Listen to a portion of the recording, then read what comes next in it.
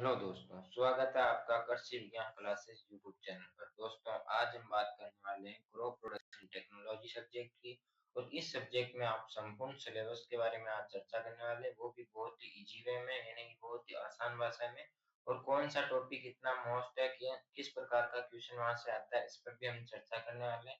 तो आज की क्लास आपके लिए काफी इंपॉर्टेंट होने वाली है। यदि आपने इससे पहले क्रॉप प्रोडक्शन की कोई भी क्लास नहीं देखी है, या फिर आप ये एग्जाम के 1-2 दिन पहले या कुछ दिन पहले यदि आप ये क्लास देख रहे हैं, तो निश्चित रहिए, यदि आप इस क्लास को पूरी देखते हैं, अच्छे से आपको मन लगाकर इसको पूरा ध्यान से आप इसको देखते हैं, पढ़ते हैं, तो आप अच्छे नंबरों से पास हो सकते हैं। ऐसा नहीं है कि आपकी किसी भी 0% चांस रहेगा कि इसमें बैक आएगी, ऐसा नहीं होगा, क्योंकि आप इस जो क्लास है इसमें हम हर एक टॉपिक को कवर करेंगे, साथ ही आसान भाषा में कवर करेंगे, और कौन से टॉपिक से किस प्रकार का क्वेश्चन आता है उस पर भी हम चर्चा करने वाले हैं। तो क्लास शुरू करने से पहले यदि आप इस चैनल पर नए हैं और चैनल को सब्सक्राइब नहीं किया है, तो चैनल को सब्सक्राइब करके बेल आइकन को प्रेस कर दें, और इस क्लास को अपने दोस्तों से ज्यादा शेयर जरूर करें।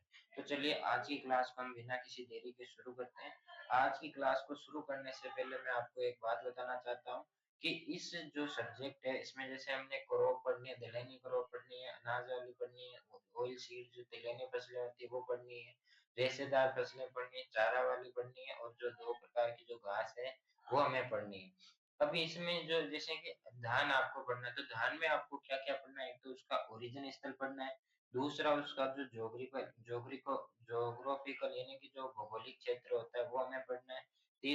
तीसरा इसका आर्थिक महत्व क्या होता है, उसके लिए सॉइल रिक्वायरमेंट क्या होती है, क्लाइमेट रिक्वायरमेंट उसके लिए क्या चाहिए, ये हमें पढ़ना है। वैरायटी पढ़नी है उसकी, और जो वैरायटी होगी, कल्चर प्रैक्टिस में आपको क्या-क्या पढ़ना है कि वीड कंट्रोल कैसे करते हैं, मृदा तैयार कैसे करते हैं, बीज दर कितनी रखते हैं, बीज जो बुआई की समय हो गया, सिंचाई हो गया, और जो कीट और रोग इसमें दिए गए नहीं है, लेकिन आपको इसमें जो कल्चर प्रैक्टिस है इसमें कीट और रोग भी आपसे पूछे जाएँगे।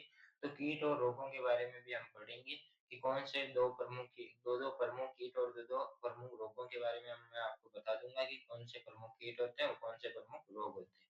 और लास्ट इसमें जो हम पढ़ेंगे वो पढ़ेंगे हम इसकी उपज कितनी होती है।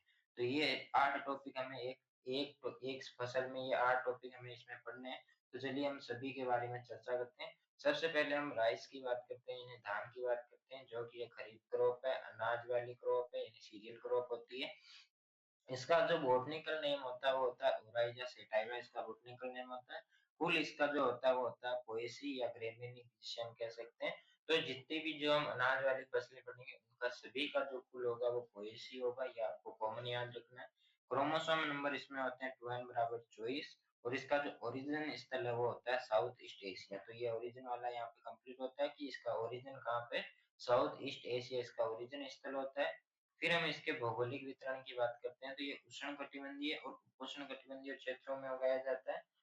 यदि हम भारत के प्रमुख उत्पादक राज्यों की बात करें, तो ये लगभग सभी राज्यों में होता है, लेकिन मुख्यतः जो होता है, आपको 2-3 नाम याद रखने हैं राज्यों के, पश्चिम बंगाल हो गया, उत्तर प्रदेश, पंजाब, बिहार, छत्तीसगढ़, इतने आप याद रखते हो तो खूब है। उड़ीसा, तमिलनाडु और आंध्र प्रदेश में भी इसकी उत्पादन होता है, वहाँ पे भी इसकी खेती होती है। ये निम्न भूमि, उच्च भूमि, संचित और वर्षा आधारित क्षेत्र, इन्हें ये सभी प्रकार के क्षेत्रों में उगाया जा सकता है।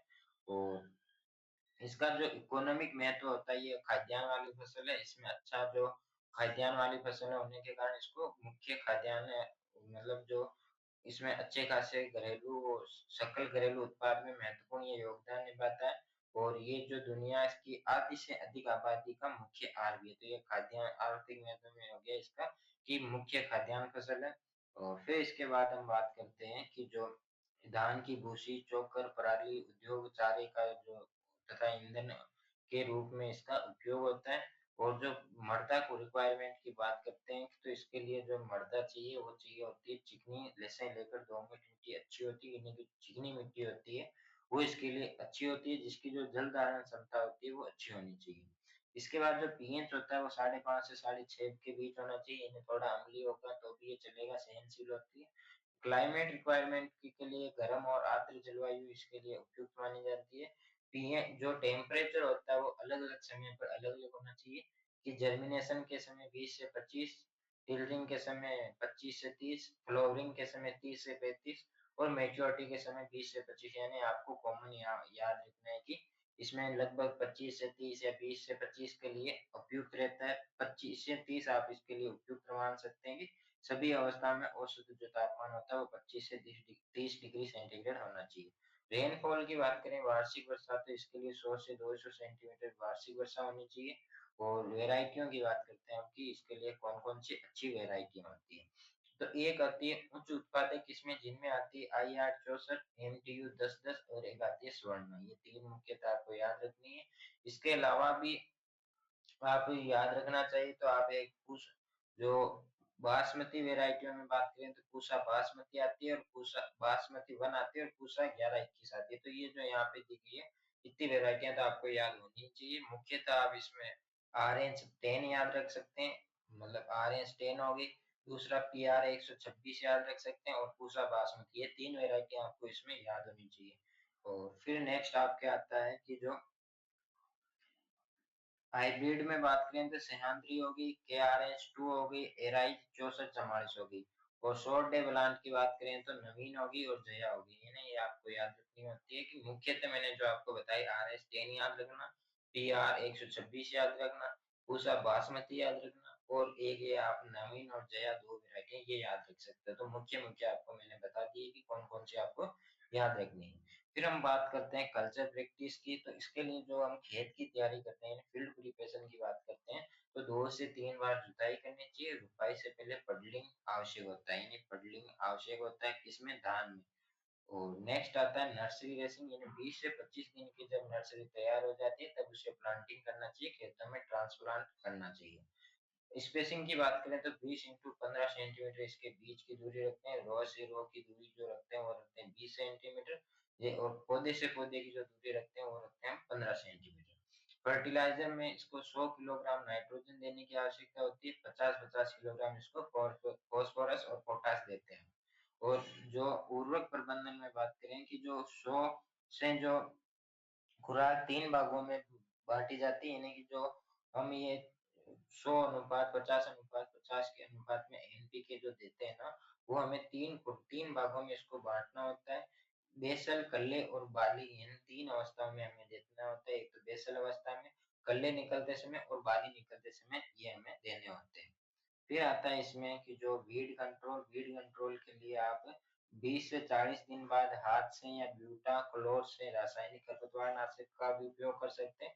इसके दो मुख्य जो कीट होते हैं वो होता है, एक तो होता है पीला तना छेदक रोग, सॉरी पीला तना छेदक कीट होता है, एक होता है इसका भूरा टिड्डा जो होता है। वो इसके दो प्रमुख कीट होते हैं। प्रमुख रोगों की बात करें तो प्रमुख दो रोग, एक तो होता है इसका ब्लास्ट ब्लास्ट रोग जिसे हम कहते हैं, और एक इसमें होता है कि शीत ब्लाइट होता है, यानी शीत ब्लाइट रोग होता है एक, शीत ब्लाइट रोग। ये दो रोग इसके प्रमुख होते हैं। कीट कीट जो होते हैं वो होता है एक तो पीला तना छेदक कीट और एक होता है भूरा टिड्डा। फिर हम बात करते हैं उत्पादन क्षमता की, यानी उपज की। तो सिंचित जो उच्च उत्पादक किस्मों की बात करें तो 5 से 6 टन प्रति हेक्टेयर होती है, यानी 50 से 60 क्विंटल प्रति हेक्टेयर तक उपज होती है। वर्षा आधारित में 20 से 30 क्विंटल प्रति हेक्टेयर होती है। और यदि हम हाइब्रिड वेराइटियों का प्रयोग करते हैं तो वो 7 से 8 टन प्रति हेक्टेयर उत्पादन दे सकती है। तो ये हमारा था कि जो धान होती है, धान में किन किन बातों का आपको याद रखना है। मोटा मोटा मैं आपको वापस बताता हूँ कि बॉटनिकल नेम आपको याद रखना है, ओराइजा सेटाइवा होता है। फैमिली इसकी होती है घास फूल। क्रोमोसोम नंबर इसमें होते हैं 2n बराबर 24। उत्पत्ति स्थान इसका जो होता है वो होता है साउथ एशिया, यानी कि दक्षिण पूर्वी एशिया होता है। बीज दर इसमें हमें चाहिए 80 से 100 केजी प्रति हेक्टेयर। और यदि हम ट्रांसप्लांटिंग के लिए चाहिए तो वो चाहिए होती है 35 से 40 केजी प्रति हेक्टेयर। दो कीट होते हैं इसके प्रमुख, दो कीटों के बारे में पूछा जाए तो पीला तना छेदक कीट होता है, एक होता है भूरा टिड्डा। और दो प्रमुख रोगों की बात करें तो एक रोग होता है ब्लास्ट और दूसरा होता है शीत ब्लाइट रोग। और औसतन उपज इसकी, यानी कि आप इन सभी को छोड़ के यदि औसतन उपज आपको पूछी जाए तो आप इसमें 40 से 60 टन क्विंटल 40 से 60 क्विंटल आप इसमें औसतन याद रख सकते हैं उपज इसमें। और मुख्य इसका इम्पोर्टेंस है वो मुख्य खाद्यान्न फसलों में आती है। और वेराइटी मैंने बताई दी कि RH10 आपको याद रखनी है, PR126 याद रखनी है और पूसा बासमती होगी, नवीन और जया, ये 5 वेराइटी आपको इसकी याद होनी चाहिए। नेक्स्ट क्रॉप जो हमारी आती है वो आती है मक्का, यानी मेज की बात करते हैं। तो मक्का की बॉटनिकल नेम तो होता है जिया मेज, और इसका ओरिजिन जो होता है वो होता है मध्य अमेरिका। फैमिली इसकी होती है पोएसी। क्रोमोसोम नंबर इसके होता है 2n बराबर 20। और पोलिनेशन इसमें होता है परपरागित, यानी क्रॉस पोलिनेटेड क्रॉप होती है। और इसके जो भौगोलिक क्षेत्र की बात करते हैं तो भौगोलिक क्षेत्र इसका विश्व भर में ये उगाई जाती है, मक्का की खेती की जाती है। उष्ण कटिबंधीय, उपोष्ण कटिबंधीय और समशीतोष्ण क्षेत्रों में भी इसको उगाया जाता है। भारत में प्रमुख मक्का उत्पादक राज्य कौन कौन से हैं? कर्नाटक, मध्य प्रदेश, महाराष्ट्र, राजस्थान, बिहार, उत्तर प्रदेश। लेकिन इसमें मुख्यतः आपको कर्नाटक, मध्य प्रदेश, महाराष्ट्र याद रख लेना है, और राजस्थान भी इसको याद रखना चाहिए। तो मतलब मुख्य मुख्य आपको याद होना चाहिए, वैसे ज्यादा पूछे नहीं जाते। ज्यादा इसमें आपको कैसा क्वेश्चन आएगा, या तो आपको आएगा इम्पोर्टेंस का, या इसके रोग और कीटों के बारे में पूछा जाएगा, सिंचाई मैनेजमेंट के बारे में, वीड मैनेजमेंट के बारे में, वेराइटियां आपको पूछी जा सकती है। और इसके साथ ही आपको और पूछे जाए तो इसमें बीज दर वगैरह जो होती है वो आपसे पूछी जा सकती है। इकोनॉमिक इम्पोर्टेंस की बात करते हैं तो मुख्यतः इसका जो इकोनॉमिक जो इम्पोर्टेंस होता है वो होता है एक तो भोजन और चारे के रूप में, यानी इसको मक्का में अनाजों की रानी कहा जाता है। ये आपसे एमसीक्यू में पूछा जा सकता है कि अनाजों की रानी किसको कहा जाता है, तो उसका आंसर आपके रहेगा मक्का, क्योंकि इसके जो उत्पादन क्षमता जो होती है वो अधिक होती है। ये भोजन, चारा और औद्योगिक कच्चा माल के रूप में उपयोग होता है। इसका हम ऑयल भी उपयोग करते हैं, इसका हम जो ऑयल के रूप में, स्टार्च के रूप में, एथेनॉल के रूप में, कॉर्न फ्लेक्स के रूप में, या पॉपकॉर्न जैसे उत्पाद इससे बनाए जाते हैं। सोइल की बात करें तो इसके लिए अच्छी जल निकासी वाली दोमट मृदा अच्छी मानी जाती है। इन्हें आपको इतना याद रखना है कि जल निकासी वाली सब में चाहिए होती है, लेकिन जो मृदा होती है आपको केवल ऐसा तो आप सभी फसलों में लिख सकते हैं कि सभी को जल निकासी वाली अच्छी मृदा चाहिए होती है। और उसमें आपको ये याद रखना होता है कौन सी मृदा चाहिए, तो इसमें हमें चाहिए दोमट मिट्टी। और मृदा पोषक तत्वों से युक्त होनी चाहिए, सामान्य सी बात है। पीएच इसके लिए 5.5 से 7.5 होना चाहिए। नेक्स्ट हमारी आता है कि जो क्लाइमेट रिक्वायरमेंट, क्लाइमेट इसके लिए कैसा चाहिए? गर्म क्लाइमेट इसके लिए चाहिए होता है, इन्हें वार्म क्लाइमेट इसके लिए चाहिए होता है। 21 से 32 डिग्री सेंटीग्रेड तापमान आवश्यकता होती है। वार्षिक जो वर्षा होती है वो 50 से 100 सेंटीमीटर होनी चाहिए। जल जमाव और पाले के प्रति संवेदनशील होती है, जल जमाव नहीं होना चाहिए, जल निकासी की अच्छी व्यवस्था होनी चाहिए। वेराइटियों की बात करते हैं, इसके लिए कौन कौन सी वेराइटियां होनी चाहिए, तो आपको यहाँ पे बहुत सी वेराइटियां दी गई है, लेकिन आपको मुख्यतः कौन कौन सी याद रखनी है? एक तो प्रताप मक्का 3, एक होता है HQPM 1, और एक होता है प्रताप मक्का 4। ये तीनों वेराइटी आपको याद रखनी है। यहाँ पे भी मैं बता देता हूँ कि कौन कौन सी वेराइटी यहाँ पे दी गई है। एक तो संयोजित वेराइटी किस्मों की बात करें, विजय, विक्रम, नवजोत। संकर वेराइटियों की बात करें, गंगा 5, डेक्कन हाइब्रिड, HQPM 1 होगी। ये आपको याद रखनी है, ये बहुत मोस्ट है, पूछी जाती है। और QPM की बात करें यानी क्वालिटी प्रोटीन मेज की बात करें तो शक्तिमान श्रृंखला HQPM 1 होती है। और जो स्पेशल टाइप होती है वो आपको बेबी कॉर्न, आपको जो बेबी कॉर्न होती है यानी HM4 हो गई। स्वीट कॉर्न हो गई, यानी स्वीट कॉर्न की बात करें तो वो होती है मधुरी। यहाँ पे ये दी गई है कि जो बेबी कॉर्न वाली जो वेरायटी आपसे पूछ सकते हैं HM4 याद रखना है, और स्वीट कॉर्न में आपको याद रखना है कि माधुरी। ये आपको वेरायटी इतनी, आपको कौन कौन सी वेरायटी याद रखनी है? आपको एक तो प्रताप मक्का 3 याद रखना है, एक आपको HQPM 1 याद रखना है, एक आपको जो स्वीट कॉर्न वाली जो होती है माधुरी को याद रख लेनी है। बेबी कॉर्न में आपको पूछा जाए तो HM4 याद रख लेनी है, और एक प्रताप मक्का चारी वाली होती है, इनमें चारी के लिए उगाई जाती है। तो ये वैरायटी आपको याद होनी चाहिए। फिर हम बात करते हैं कल्चरल प्रैक्टिस की, यानी कि कृषि अभ्यास की बात करते हैं। तो क्षेत्र की तैयारी में 2 से 3 बार जुताई करनी चाहिए और उसके बाद पिटाई की जाती है। यानी कि आपको सामान्य यह याद रखना है कि 1 से 2 बार या 2 से 3 बार खेत की जुताई करके उसका समतलीकरण करनी है। ये सभी में आप लिख सकते हैं। बीज दर की बात करें तो 20 से 25 किलोग्राम प्रति हेक्टेयर बीज दर की आवश्यकता होती है। जो स्पेसिंग होती है वो 60 सेंटीमीटर इंटू 20 सेंटीमीटर, पौधे से पौधे की दूरी 20 सेंटीमीटर रखते हैं। और रो से रो की दूरी जो रखते हैं वो 60 सेंटीमीटर रखते हैं। फर्टिलाइजर इसमें चाहिए 120 किलोग्राम नाइट्रोजन, 60 किलोग्राम फास्फोरस और 40 किलोग्राम पोटास इसमें दिया जाता है। फिर इसके बाद आता है कि इरिगेशन। इरिगेशन हमें कब कब करना चाहिए? तो लगभग 4 से 6 सिंचाई इसमें की जाती है, इरिगेशन यानी सिंचाई की जाती है। पहली जो की जाती है वो की जाती है जब तक जब हमारी मक्का की जो फसल है वो घुटने तक आ जाए। फिर उसमें जो झंडा निकलना, रेशमी अवस्था झंडा निकलने का मतलब होता है जब उसमें जो नर पुष्प होता है वो बाहर निकलते हैं टेसलिंग के समय, सिल्किंग के समय, ये मतलब जो रेशमी अवस्था यानी कि जो सिल्किंग नर सॉरी जो मादा पुष्प होता है जिसे हम सिल्किंग कहते हैं, वो निकलने की जो प्रक्रिया होती है वो सिल्किंग कहलाती है। तब हमें सिंचाई करनी चाहिए और दाना भराव के समय यानी ग्रेन फिलिंग के समय में सिंचाई करनी चाहिए। तो ये हमें सामान्यतः 4 से 6 सिंचाई इसमें करनी होती है। वीड कंट्रोल में इसके लिए हम एट्राजिन का प्रयोग कर सकते हैं 1 केजी प्रति हेक्टेयर में।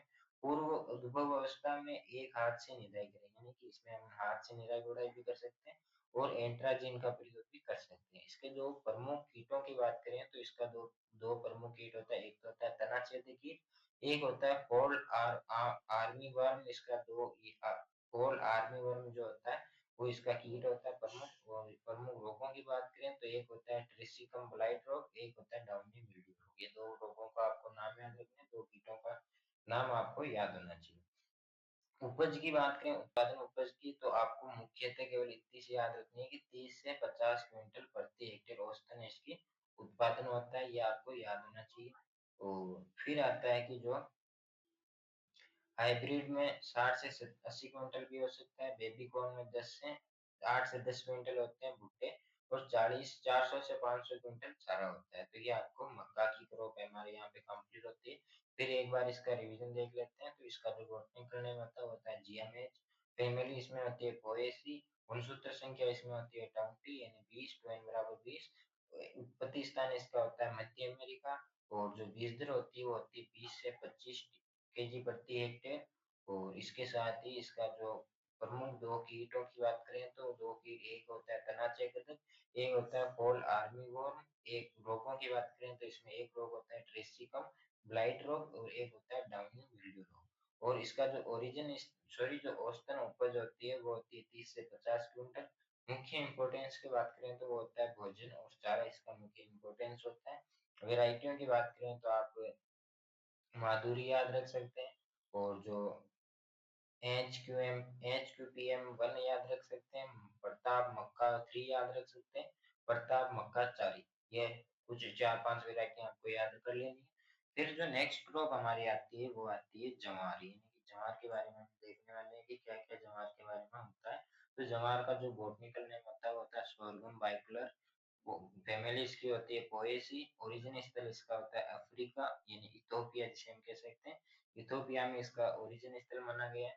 जो क्रोमोसोम नंबर होते हैं वो होते हैं 2n बराबर 20 यानी 20। और इसमें जो पॉलिनेशन होता है वो अक्सर परपरागित होता है यानी क्रॉस पॉलिनेटेड क्रॉप है ये। इसका जो भौगोलिक वितरण की बात करते हैं कि भौगोलिक वितरण में जो ये एशिया अफ्रीका के अर्ध शुष्क और शुष्क क्षेत्रों में उगाई जाती है। भारत में राज्यों की बात करें तो महाराष्ट्र, कर्नाटक, तेलंगाना, आंध्र प्रदेश, मध्य प्रदेश और राजस्थान में भी इसकी खेती की जाती है। तो ये मुख्य मुद्दे आपको मोटा मोटा याद रखना है।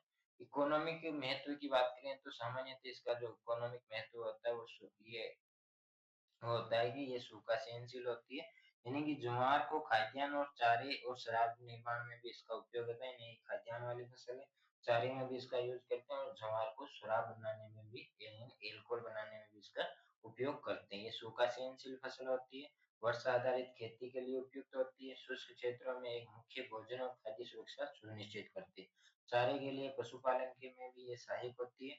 फिर नेक्स्ट इसमें आता है कि मृदा रिक्वायरमेंट। ये तो मृदा रिक्वायरमेंट के दोमट से लेकर चिकनी मृदा होनी चाहिए, जल निकासी वाली होनी चाहिए, और कुछ हद तक लवणता और क्षारीयता को भी सहन कर सकती है। पीएच इसके लिए 6 से 8.5 तक होना चाहिए, यानी कि हल्का लवणीय और क्षारीय मृदा में भी ये अपना जीवन यापन कर सकती है, अच्छी उपज दे सकती है। क्लाइमेट इसके लिए शुष्क और गर्म चाहिए, यानी गर्म और शुष्क जलवायु को ये पसंद करती है। सूखे में भी जीवित रह सकती है। ऑप्टिमम जो टेम्परेचर इसके लिए चाहिए वो चाहिए 25 से 32 डिग्री सेंटीग्रेड, जो मक्का और इसके लिए लगभग सेम ही होता है। वर्षा की बात करें तो 40 से 100 सेंटीमीटर मध्यम वर्षा इसके लिए आवश्यक होती है, लेकिन ये क्या है कि कम वर्षा में भी अच्छी उपज दे सकती है। वेराइटियों की बात करें तो अनाज हेतु अपनाई जाती है CSV 15, CSV 17, SPV 46 2। और फोल्डर इन्हें चारे के पर्पज से उगाई जाती है COFS 29, FSG 59 3। और जो दोहरा उद्देश्य है जिनका इन वेराइटियों का उपयोग करते हैं, जिनका उद्देश्य चारा उत्पादन भी होता है और अनाज उत्पादन भी होता है। तो वो आती है CSH 14 और CSH 16। और हम हाइब्रिड वेराइटी की बात करें तो आती है कि CSH 9 और CSH 16। लेकिन आपको इसमें कौन कौन सी याद रखनी है? एक तो CSH 15 आपको याद रखनी है, दूसरी आपको याद रखनी है CSH 17 आपको याद रखनी है, CSV 17, और एक आपकी इसकी वेराइटी होती है प्रताप जवान, जो भी आपको याद रखनी है। तो ये कुछ 2-3 वेराइटी आपको याद होनी चाहिए। और फिर इसमें आता है कि कल्चर प्रैक्टिस, यानी कृषि अभ्यास की बात करते हैं तो सामान्य से 2 से 3 जुताई करके समतलीकरण करना चाहिए। बीज दर की बात करें तो 10 से 12 केजी प्रति हेक्टेयर जब हम कतार से बुआई करते हैं। लेकिन जब हम छिड़कवा विधि से यदि हम उपयोग करते हैं, छिड़कवा विधि से हम बुआई करते हैं, तो इसमें हमें 15 से 20 क्विंटल पर सॉरी के जो 15 से 20 केजी प्रति हेक्टेयर इसमें बीज दर की आवश्यकता होती है। स्पेसिंग इसमें 45 इंटू 15 सेंटीमीटर रखते हैं। एनपीके की मात्रा इसमें देखें तो 80:40:40, यानी कि 80 किलो तो हमें नाइट्रोजन देते हैं और 40-40 किलो हमें इसमें फॉस्फोरस और पोटास की मात्रा देनी चाहिए। फिर हम इसमें आता है कि इरिगेशन की बात करें तो सामान्यतः वर्षा आधारित होती है, लेकिन अच्छा यदि हमारे पास व्यवस्था होती है तो हम 1 से 2 सिंचाई इसमें सामान्यतः कर सकते हैं। खरपतवार नियंत्रण में हम एट्राजिन का प्रयोग कर सकते हैं, वो निराई गुड़ाई का भी अपना सकते हैं। इसके दो प्रमुख कीटों की बात करते हैं तो कीट इसमें होता है, एक तो सूट फ्लाई कीट होता है और एक तना छेदक कीट होता है। रोगों की बात करें तो इसमें एक एंथ्रेक्नोज रोग होता है और एक एयरगोट रोग होता है। एयरगोट, ये दो रोग होते हैं, दो कीटों के नाम आपको याद होने चाहिए। और फिर इसकी उपज की बात करें तो सामान्य इसकी उपज आपको याद रखनी है 25 से 35 टन, 25 से 35 क्विंटल प्रति हेक्टेयर, ये इसकी उपज होती है। सामान्यतः आपको याद रखनी है। अनाज में 30 से 50 क्विंटल भी हो सकती है, 300 से 500 क्विंटल चारा होता है। और यदि हाइब्रिड वेराइटियों का प्रयोग करें तो 60 से 65 क्विंटल भी हो सकती है, लेकिन आपको सामान्यतः आपको 25 से 35 क्विंटल प्रति हेक्टेयर आपको याद रखनी है। तो ये हमारी थी जो ज्वार की फसल, इसका हम एक बार रिवीजन करते हैं। तो इसका जो बॉटनिकल नेम होता है वो होता है आपके सोर्गम बाइकलर, और इसका जो फैमिली होती है वो होती है पोएसी। गुणसूत्र संख्या होते हैं इसमें 2n=20। उत्पत्ति स्थान इसका होता है अफ्रीका यानी इथोपिया, और जो इसकी बीज दर होती है वो होती है 8 से 10 केजी प्रति हेक्टेयर। दो प्रमुख कीटों की बात करें तो वो होती है सूट फ्लाई और तना छेदक कीट होते हैं, दो प्रमुख कीट इसके। और दो प्रमुख रोगों की बात करें तो एंथ्रेक्नोज और एरेगोट दो प्रमुख रोग होते हैं। उपज इसकी होती है 25 से 35 क्विंटल प्रति हेक्टेयर, और ये एक सूखा सहनशील फसल है जिसमें का उपयोग जो होता है हम चारे के रूप में भी करते हैं, खाद्यान्न फसल भी है, और इसका जो उपयोग है वो शराब बनाने में यानी एल्कोहल बनाने में भी इसका उपयोग करते हैं। मुख्य वैरायटी आपको कौन सी याद रखनी है? CSV 15, CSV 17 और जो प्रताप जवार होता है, ये तीन मुख्यतः आपको इसमें याद रखनी है वेराइटियां। फिर नेक्स्ट क्रॉप जो हमारी आती है वो आती है बाजरा, यानी बाजरे के बारे में हम जानकारी देखते हैं। बाजरे का बॉटनिकल नाम क्या होता है? पेनिसिटम ग्लूकम इसका बॉटनिकल नेम होता है। फैमिली इसकी होती है पोएसी यानी घासफूल जिसे हम कह सकते हैं, या ग्रेमिनी जिसे हम कह सकते हैं। ओरिजिन इसका होता है पश्चिमी अफ्रीका। क्रोमोसोम नंबर होते हैं इसमें 2n=14। क्रॉस पॉलिनेटेड क्रॉप होती है, परपरागित क्रॉप होती है। भौगोलिक वितरण की बात करें तो इसकी जो भौगोलिक वितरण होता है वो शुष्क और अर्ध शुष्क क्षेत्रों में इसकी खेती की जाती है। सूखा सहनशील क्रॉप होती है। भारत में किन किन राज्यों में इसका उत्पादन होता है? तो राजस्थान, महाराष्ट्र, उत्तर प्रदेश, गुजरात और हरियाणा में इसकी खेती की जाती है, इसको उगाया जाता है। फिर इसके बाद आता है कि जो आर्थिक महत्व इसका क्या है? तो आर्थिक महत्व ये एक पोषण युक्त अनाज होता है जिसमें लोहा तत्व, रेशा और ऊर्जा जो होती है वो भरपूर मात्रा में पाई जाती है। इसके साथ ही सबसे कठोर और सूखा सहनशील ये क्रॉप होती है, यानी कि जो बाजरा होता है वो एक सबसे कठोर फसल है और सबसे ज्यादा सूखा सहनशील होता है। ये अनाज, चारा, सूखा घास और रोटी, दलिया, किण्वित पेय पदार्थ बनाने में भी इसका उपयोग होता है। ये हो गया इसका इकोनॉमिक इम्पोर्टेंस हो गया। मृदा इसके लिए कौन सी चाहिए? तो मृदा इसके लिए हल्की बलुई दोमट मिट्टी होती है। कम उपजाऊ मृदा में भी ये अच्छा उत्पादन दे सकता है। पीएच इसके लिए 6 से 8 होना चाहिए। क्लाइमेट इसके लिए जो होता है वो गर्म होना चाहिए, और जो क्लाइमेट इसके लिए सूखा रोधी यानी गर्म और शुष्क जलवायु उपयुक्त रहता है। पीएच सॉरी जो आदर्श तापमान होता है वो 25 से 35 डिग्री सेंटीग्रेड। वर्षा इसके लिए 30 से 50 सेंटीमीटर प्रति वर्ष होनी चाहिए। और वेराइटियों की बात करते हैं हम कि इसके लिए कौन-कौन सी वेराइटी याद रखनी है आपको। तो वेराइटियों में पहले हम पढ़ते हैं कि यहाँ पे कौन-कौन सी वेराइटियाँ दी गई है। एक तो सुधारित जो इम्प्रूव्ड जो वेराइटी आती है, वो आती है ICTP 8203 राज 171 HHV 67। तो एक तो आपको ये HHV 67 मुख्यतः याद रखनी है। हाइब्रिड वेराइटियों की बात करें तो HHV 60, HHV 67 और इम्प्रूव्ड और GHB 73 यानी 732, ये आपको वेराइटियां रखनी है, जिसमें से आपको कौन कौन सी याद रखनी है। एक तो आपको RHB 121 याद रखनी है, RHB 173 याद रखनी है, RHB 177 याद रखनी है और HHB 67, HHB 60, ये कुछ वेराइटियां जो है वो आपको याद रखनी है मुख्यतः। और फिर इसके बाद जो आती है कि जो संयोजित वेराइटी आती है BH 104 और ICMB 155, ये वेराइटी आपको जिनमें से जो HHB 67 और HHB जो 60 वाली जो वेराइटी है वो आपको मुख्यतः याद रखनी है। कल्चर प्रैक्टिस की बात करते हैं तो एक बार गहरी जुताई करके 2 बार जो इसको समतलीकरण करना चाहिए इसका। और बीज दर इसके लिए 4 से 5 केजी प्रति हेक्टेयर चाहिए होती है। और स्पेसिंग की बात करें तो 45 इंटू 10 से 15 सेंटीमीटर, यानी कि पौधे से पौधे की दूरी 10 से 15 सेंटीमीटर रखनी चाहिए। और कतार से कतार की जो दूरी होती है वो 45 सेंटीमीटर हमें रखनी चाहिए। और इसमें जो फर्टिलाइजर डोज की बात करते हैं कि जो फर्टिलाइजर रिक्वायरमेंट की आवश्यकता है, 60 किलोग्राम प्रति हेक्टेयर हम नाइट्रोजन देते हैं, 30 किलोग्राम इसमें फॉस्फोरस देते हैं और 20 किलोग्राम इसमें पोटास हम प्रति हेक्टेयर देते हैं। इरिगेशन की बात करें तो मुख्यतः वर्षा आधारित होती है, लेकिन आवश्यकता लगे तो कली अवस्था में और जो पुष्पन अवस्था होती है उस समय हम इसमें सिंचाई कर सकते हैं, लेकिन ये ज्यादातर इसमें सिंचाई नहीं की जाती बाजरे में। लेकिन यदि वर्षा की कमी है और यदि आपको ऐसा लगता है कि इसमें आवश्यकता है और वहाँ आपके पास सिंचाई की व्यवस्था है तो आप 2 बार सिंचाई इसमें कर सकते हैं। वीड कंट्रोल में इस पे पेंडिमिथाइलिन का उपयोग कर सकते हैं, हाथ से निराई गुड़ाई भी कर सकते हैं और पेंडिमिथाइलिन का उपयोग भी कर सकते हैं आप। फिर इसके 2 प्रमुख कीटों की बात करते हैं तो इसके 2 प्रमुख कीटों में एक आता है सूट बोरर कीट आता है और एक आता है सफेद सुंडी। रोग इसमें 2 होते हैं, एक तो होता है डाउनी मिल्ड्यू और एक होता है स्मट,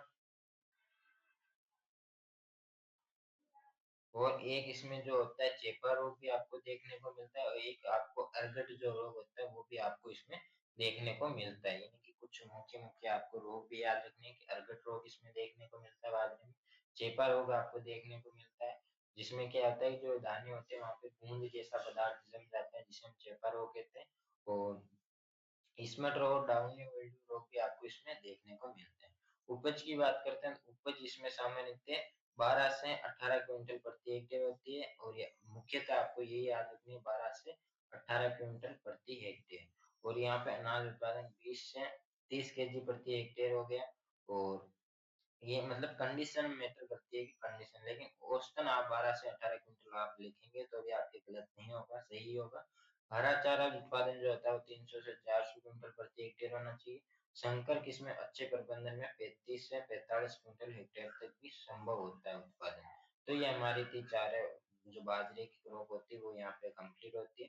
फिर आपके इसमें जो अनाज वैली में एक क्रॉप आपके और आती है रागी, जिसे हम कहते हैं महुआ या रागी जिसे हम कह सकते हैं। ये रागी, इसका जो बॉटनिकल नाम जो होता है वो होता है इसका इलुसिन कोरकाना, यानी कि इसका बॉटनिकल नाम होता है इलुसिन कोरकाना। कोरकाना इसका बॉटनिकल नाम होता है। ये आपको याद रखना है कि इलुसिन कोरकाना इसका बॉटनिकल नेम होता है। फैमिली इसकी पोएसी होती है। क्रोमोसोम नंबर जो होते हैं वो होते हैं 2n बराबर 36। पूर्वी अफ्रीका जो होता है वो होता है इसका उत्पत्ति स्थान, यानी पूर्वी अफ्रीका इसका उत्पत्ति स्थान होता है। और इसके बाद इसकी बात करें कि बीज दर की तो 8 से 10 केजी प्रति हेक्टेयर, यानी 8 से 10 केजी प्रति हेक्टेयर इसके लिए बीज दर आपको चाहिए होती है। और यदि इसके कीटों की बात करें तो एक होता है लीफ फोल्डर कीट होता है, यानी लीफ फोल्डर को लीफ फोल्डर को जो कीट होता है वो इसमें मुख्यतः आपको देखने को मिलता है। दूसरा जो होता है वो होता है तना छेदक कीट, यानी कि एक होता है तना छेदक कीट आपको इसमें देखने को मिलता है। यानी 2 कीट मुख्यतः आपको इसमें जो इसको प्रभावित करते हैं। रोगों की बात करें तो एक होता है ब्लास्ट रोग और एक होता है पत्ती धब्बा रोग, यानी ब्लास्ट रोग हो गया और एक होता है पत्ती धब्बा रोग, यानी पत्ती धब्बा रोग। ये आपको दोनों रोग आपको इसमें याद होने चाहिए। ये दोनों तो है इसके कीट और ये नीचे वाले इसके रोग, ये आपको याद होना चाहिए। फिर इसकी बात करते हैं, जो उपज कितनी होती है, तो 10 से 20 क्विंटल इसकी उपज होती है ना, 10 से 20 क्विंटल प्रति हेक्टेयर इसकी उपज होती है। इंपॉर्टेंस इसका क्या होता है कि इसमें कैल्शियम युक्त होता है और पौष्टिक अनाज होता है। वेराइटियों की बात करें तो एक वेराइटी आपको इसकी याद रखनी है GPU 28, और दूसरी वेराइटी आपको याद रखनी है VL मंडुआ। VL मंडुआ आपको दूसरी इसकी वैरायटी याद रखनी है। तो दोनों वैरायटी आपको याद होनी चाहिए। ये थी हमारी रागी की क्रॉप जो आपसे पूछी जा सकती है। इसके बाद जो आती है अन्य जो मिलेट्स क्रॉप, यानी अन्य माइनर मिलेट्स जो आते हैं, अन्य लघु मिलेट्स की बात करते हैं, जिनमें आती है कांगनी होगी, कुटकी होगी, सावा हो गया, कोदो हो गया, चना हो गया, हरका हो गया। तो इन सभी के बारे में हम एक साथ जानकारी देखते हैं कि क्या होता है इसमें। तो इसका जो भौगोलिक वितरण की बात करते हैं, तो भौगोलिक वितरण में मुख्यतः जनजातीय, पहाड़ी या वर्षा आधारित शुष्क क्षेत्रों में ये उगाई जाती है। प्रमुख उत्पादक राज्यों की बात करें, छत्तीसगढ़, मध्य प्रदेश, झारखंड, उड़ीसा, महाराष्ट्र, कर्नाटक, तमिलनाडु, इनमें ये उगाई जाती है। आर्थिक महत्व की बात करते हैं, तो ये फाइबर भी इससे प्राप्त होता है। साथ ही इसका जो रेशा, खनिज और एंटीऑक्सीडेंट इसमें भी समृद्ध होती है। खाद्य सुरक्षा भी, यानी इसको खाने में भी काम में लेते हैं। जलवायु सहनशील प्रयोग होती है, पोषण स्वास्थ्य के लिए भी अत्यंत महत्वपूर्ण होती है। पारंपरिक व्यंजन जैसे खिचड़ी हो गई, रोटी, दलिया, इडली, डोसा, इन सभी को बनाने में इन जो मिनरल्स जो मिलेट होते हैं, इनका उपयोग करते हैं। फिर इसमें के बाद अगला जो आता है वो आता है किसका, मृदा रिक्वायरमेंट की।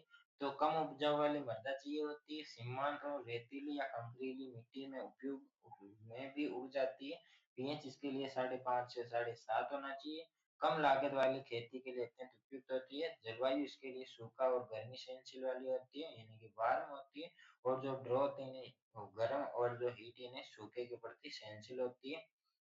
फिर इसके बाद आता है अगला कि जो वर्षा की बात करें तो 20 सॉरी तापमान की बात करें तो इसके लिए 20 से 35 डिग्री सेंटीग्रेड तापमान उपयुक्त रहता है। वर्षा इसके लिए होती है 25 से 50 सेंटीमीटर। और वेराइटियों की बात करते हैं, अब अलग अलग फसलों की अलग अलग वेराइटियों की बात करते हैं। सबसे पहले हम बात करते हैं फोक्सटेल मिलेट की, यानी कि जो इसकी जो वेराइटियां होती है वो होती है SIA 2644 प्रसाद, और SIA 3156, जो कि 80 से 90 दिन में पककर तैयार हो जाती है। इनकी वेराइटी आपके चांस बहुत कम है पूछने के, लेकिन आपको थोड़ा बहुत ऐसा नॉलेज भी होना चाहिए। लेकिन जो आपको मुख्यतः जो क्रॉप आपसे पूछी जाएगी वो आपको धान और मक्का या बाजरा भी थोड़ा बहुत पूछा जा सकता है, लेकिन मुख्यतः आपको धान और मक्के पर पूरा याद होना चाहिए, क्योंकि धान और मक्का ही आपको अनाज वाली किस्मों में पूछा जाने के जो चांसेस है वो 90% है। और 5-5% है आपके मक्का और जो जवार और बाजरे पूछने के, और रागी पूछने का भी चांस थोड़ा ज्यादा ही है जवार की तुलना में। फिर हम लिटिल मिलेट की बात करते हैं। इसकी वेराइटियां होती है RLM 37BL 4, और ड्यूरेशन इसका होता है 90 से 100 दिन में पककर ये तैयार हो जाती है। बारिनियार्ड जो मिलेट होती है, इसकी जो वेराइटी होती है VL 207, और PRG 1 85 से 100 दिन में ये पककर तैयार हो जाती है। कोडो मिलेट की वेराइटी होती है जेकी 439 TNAU 86, जो 100 से 120 दिन में पककर तैयार हो जाती है, ड्यूरेशन होता है। कोर्स ऑफ मिलेट की बात करते हैं, तो जो वेराइटी होती है वो TNAU 401 होती है, जो कि 70 से 90 दिन में पककर तैयार हो जाती है। कृषि अभ्यास की बात करते हैं, यानी कल्चर प्रैक्टिस की, तो इसमें जो 8 से 10 क्विंटल सीड रेट चाहिए होती है, सॉरी 8 से 10 केजी प्रति हेक्टेयर सीड रेट चाहिए होती है। स्पेसिंग की बात करते हैं तो 25 से 30 सेंटीमीटर और 10 सेंटीमीटर, यानी कि कतार से कतार की दूरी में 25 से 30 सेंटीमीटर रखनी चाहिए। और पौधे से पौधे की जो दूरी होती है वो हमें 10 सेंटीमीटर रखनी चाहिए।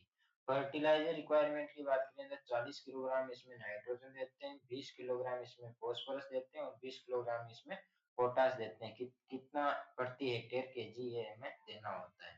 वीड कंट्रोल की बात करें तो आप पेंडिमिथाइलिन का उपयोग कर सकते हैं। एक दो बार आप हाथ से निराई गुड़ाई भी कर सकते हैं। इरिगेशन सामान्यतः वर्षा आधारित होते हैं। आवश्यकता होने पर पुष्पन पर जो पुष्पन व फ्लावरिंग की अवस्था में एक सिंचाई भी दे सकते हैं। इन सभी में जो प्रमुख कीट होते हैं वो होता है, एक तो सूट फ्लाई कीट होता है, एक होता है कटवर्म। जो दो मुख्यतः कीट होते हैं, रोग इसके होते हैं रस्ट और ब्लाइट, दो रोग होते हैं इसके मुख्यतः। उपज की बात करें तो 8 से 10 क्विंटल, यानी कि 8 से 15 क्विंटल या 6 से 15 क्विंटल आप सामान्यतः याद रख सकते हैं, इतनी प्रति हेक्टेयर उपज होती है। तो ये होगी इसकी उपज। तो यही थी हमारी जो दलहनी फसलें होती है, सॉरी जो अनाज वाली जो फसलें होती है वो यहाँ पे कंप्लीट होती है। अनाज वाली फसलों में हमने पहला पढ़ा धान, दूसरा हमने पढ़ा मक्का, तीसरा हमने पढ़ा जवार, चौथा हमने पढ़ा बाजरा और रागी, यानी कुल 5 क्रॉप हमने पढ़ी। और फिर हमने पढ़े अन्य जो मिलेट क्रॉप है उन पर भी हमने चर्चा की। तो मुख्य आपको इसमें धान और मक्का पढ़ना है, और बाकी जो रागी और बाजरा उनको भी थोड़ा थोड़ा पढ़ना है। फिर इसके बाद आते हैं दलहनी फसलें। दलहनी फसलों में आपकी मुख्यतः 3 फसलें दी गई है। कौन कौन सी दी गई है? तो पहली आपको पढ़नी है अरहर, दूसरी आपको पढ़नी है मूंग और तीसरी आपको पढ़नी है उड़द। ये 3 क्रॉप आपको दी गई है। तो सबसे पहले हम अरहर की बात करते हैं। अरहर का जो बॉटनिकल नेम होता है वो होता है काजेनस, काजाना जो इसका बॉटनिकल नेम होता है काजान। और फैमिली इसकी जो होती है वो होती है फैबेसी यानी लेग्यूमिनेसी होती है। जितनी भी जो दलहनी फसलें होती है उनका जो फैमिली होती है वो फैबेसी होती है, लेग्यूमिनेसी फैमिली होती है। ओरिजिन इसका होता है इंडिया। क्रोमोसोम नंबर होते हैं इसमें 2n बराबर 22। और पोलिनेशन की बात करें तो अक्सर परपरागण होता है, मुख्यतः स्वपरागण, लेकिन 25 से 20 से 25 प्राकृतिक परपरागण भी होता है ना, इसमें दोनों ही होते हैं, स्वपरागण भी और परपरागण भी। इसके जो ओरिजिन स्थल की बात करें तो इसका जो ओरिजिन स्थल भारत को माना गया है। अफ्रीका और अमेरिका तक भी ये फैली गई है। भौगोलिक वितरण की बात करें तो ये म्यांमार, इंडिया, केन्या, मालवी और युगांडा वगैरह में इसकी खेती की जाती है। इन देशों में भी इसकी खेती की जाती है। और तंजानिया हो गया, मलावी हो गया, केन्या हो गया, म्यांमार हो गया, भारत वगैरह में इसकी खेती की जाती है। भारत में इसकी खेती महाराष्ट्र, उत्तर प्रदेश, मध्य प्रदेश, कर्नाटक, गुजरात, तेलंगाना, बिहार में की जाती है। आर्थिक महत्व की बात करें तो प्रोटीन इसमें होता है 21 से 22% इसमें प्रोटीन होता है। मुख्यतः दलहनी फसलें होते हैं, दाल वाली क्रॉप होती है जिसमें प्रोटीन की मात्रा 21 से 22% इसमें होती है। भारत में ये तुअर दाल के रूप में व्यापक रूप से उपयोगी होती है। वायुमंडल नाइट्रोजन को स्थिर करने में भी मृदा उर्वरकता बढ़ाती है। यानी जो तुअर वाली जो ये तुअर यानी जो उड़द सॉरी जो ये तुअर वाली जो अरहर है वो ये जो नाइट्रोजन स्थिरीकरण होता है उसको भी बढ़ाने में सही होती है, क्योंकि इसकी जो जड़ें होती है वो गहरी होती है। वायु संचार क्षमता और नमी संरक्षण में भी सहायक होती है। सोइल रिक्वायरमेंट इसके लिए चाहिए दोमट से काली जो कपास वाली मिट्टी होती है वो इसके लिए उपयुक्त होती है। सभी में जल निकासी वाली मृदा उपयुक्त रहती है। लवणीय, क्षारीय और जल प्रवाह वाली मिट्टी उपयुक्त नहीं होती है। सॉइल पीएच की बात करें तो 6 से 7.5 पीएच इसके लिए उपयुक्त होना चाहिए। जलवायु इसके लिए गर्म ऋतु की फसल है, खरीफ मानसून के लिए उपयुक्त है। और टेम्परेचर 26 से 32 डिग्री सेंटीग्रेड होना चाहिए। रेनफॉल इसके लिए होती है 60 से 100 सेंटीमीटर, आंशिक सूखा सेंटीमीटर की फसल होती है। नेक्स्ट आता है इसकी वेराइटियां। वेराइटियों में आपको मुख्यतः आती है अर्ली मैच्योर यानी जल्दी पकने वाली में आती है पूसा अगेती, यूपीएस 120, आईसीपीएल 87 जो 120 से 135 दिन में पककर तैयार हो जाती है। मध्यम समय में पकने वाली होती है बीएसएमआर 736, आईसीपीएल जो 87 119, पूसा 992 जो 160 से 180 दिन में पककर तैयार होती है। और देरी से पकने वाली में आती है बहार, मारुति, LRG 41, CO6 जो कि 200 प्लस दिनों में पककर तैयार होती है। नई किस्मों में पीला मोजेक और विल्ट रोग होता है। यानी ये जो नई किस्में होती है, इम्प्रूव्ड जो वेराइटी होती है वो पीला मोजेक और विल्ट रोग के प्रतिरोधी होती है। यानी ये रोग इसमें इन वेराइटियों में प्रभाव नहीं दिखाते हैं। कल्चर प्रैक्टिस की बात करते हैं तो 2 से 3 गहरी जुताई कराकर उसमें समतलीकरण करना चाहिए। बुआई का समय इसका होता है जून जुलाई। और बीज दर की आवश्यकता होती है इसमें 12 से 15 केजी प्रति हेक्टेयर। और दूरी जो होती है वो पौधे से पौधे की दूरी चाहिए हमें 20 से 25 सेंटीमीटर, और कतार से कतार की दूरी 60 से 75 सेंटीमीटर दूरी चाहिए। बेसल डोज यानी कि जो फर्टिलाइजर डोज की बात करते हैं तो 60 किलोग्राम इसमें हमें नाइट्रोजन देना होता है, सॉरी 20 किलोग्राम इसमें नाइट्रोजन देना होता है, 60 किलोग्राम इसमें फॉस्फोरस देना होता है और 40 किलोग्राम इसमें पोटास देना होता है। तो यहाँ पे आप सोचेंगे कि जो नाइट्रोजन की मात्रा इसमें कम क्यों दी जाती है, क्योंकि जो दलहनी फसलें होती है वो नाइट्रोजन का स्थिरीकरण करती है, वो खुद ही नाइट्रोजन बनाती है। फिर इसके बाद आता है इसमें बीज को राइजोबियम या पीएसबी से कल्चर से जो शोध करना चाहिए, यानी कि जो बीज होते हैं, बीजोपचार आपसे पूछा जा सकता है कि तिलहनी फसलों में बीजोपचार कैसे करना चाहिए, तो राइजोबियम से करना चाहिए। राइजोबियम कल्चर का उपयोग कर सकते हैं या पीएसबी कल्चर का भी हम उपयोग कर सकते हैं। बीज मैनेज जो वीड मैनेजमेंट की बात करते हैं, तो इसमें वीड मैनेजमेंट में आप पेंडिमिथाइलिन का प्रयोग कर सकते हैं 1 केजी प्रति हेक्टेयर, या आप मैनुअल वेडिंग का भी यानी हाथ से निदाई भी कर सकते हैं 20-25 से 30 दिन बाद। और इरिगेशन इसमें फलियों के बनते समय एक सिंचाई लाभकारी होती है। और इसके जो प्रमुख 2 कीटों की बात करें तो एक होता है फली छेदक कीट और एक होता है फली मक्खी, यानी कि पोड फ्लाई और पोड ब्रोरर जो होते हैं 2 कीट इसमें मुख्यतः देखने को मिलते हैं। रोग इसका होता है विल्ट और स्टेरिलिटी मोजेक रोग इसमें आपको देखने को मिलता है, मोजेक पीला मोजेक वायरस और जो विल्ट रोग इसमें आपको देखने को मिलता है। उत्पादन क्षमता की बात करें तो अनाज उत्पादन होता है वर्षा आधारित में 10 से 15 क्विंटल, और जो इरिगेशन होता है उसमें 15 से 20 क्विंटल इसमें आपको देखने को मिलता है। सामान्यतः आप इसको याद रखना चाहिए था, आप 10 से 15 क्विंटल ये आपको याद रखना है, यही इसका उपयुक्त होता है, यानी इतना आप यदि लिखते हैं तो भी आपके सही हो जाएगा। स्ट्रो यील्ड की बात करें तो 30 से 40 क्विंटल प्रति हेक्टेयर होता है, और यदि हाइब्रिड वेराइटियों का प्रयोग करें तो 25 क्विंटल तक भी उत्पादन जो होता है वो संभव होता है। ये हमारी थी आज की, सॉरी अभी की जो जो फसल अरहर, उस पर हम वापस रिवीजन करते हैं। इसका जो बॉटनिकल नेम होता है काजिनस केजान, और फैमिलीज की होती है फेबेसी। क्रोमोसोम नंबर होते हैं इसमें 2n बराबर 22, और ओरिजिन इसका होता है भारत। सीड रेट की बात करें तो वो होती है 12 से 15 केजी प्रति हेक्टेयर। दो प्रमुख कीटों की बात करें तो वो होता है फली छेदक कीट और एक होता है फली मक्खी। और रोगों की बात करें तो विल्ट और जो पीला मोजेक जो रोग होता है वो इसमें मुख्यतः देखने को मिलता है। उपज होती है इसकी 10 से 15 क्विंटल, और जो महत्व इसका होता है वो होता है प्रोटीन स्रोत होते हैं, मिट्टी का सुधार भी करती है। और वेराइटियों की बात करें तो पूसा 9 आपको याद रखनी है, आस्था याद रखनी है, यानी कि ICPL 87-119 जो होती है वो आपको याद रखनी है, और प्रताप अरहर आपको याद रखनी है। ये 3 वेराइटी आपको याद रखनी है मुख्यतः। फिर इसके बाद आता है हमारी जो अगली क्रॉप होती है उड़द, यानी उड़द के बारे में आपको देखना है कि उड़द क्या होती है, उड़द के कौन से वेट कंट्रोल कैसे करना है, उपज कितनी होती है, बीज दर कितनी चाहिए होती है। तो चलिए आज की जो क्रॉप है उड़द उसको हम शुरू करते हैं। तो बोटनिकल नेम होता है विग्ना मूंगो इसका, फुल इसका होता है फेबेसी, ओरिजिन इसका होता है इंडिया, क्रोमोसोम नंबर होता है 2n बराबर 22, पॉलिनेशन होता है सेल्फ पॉलिनेटेड क्रॉप होती है।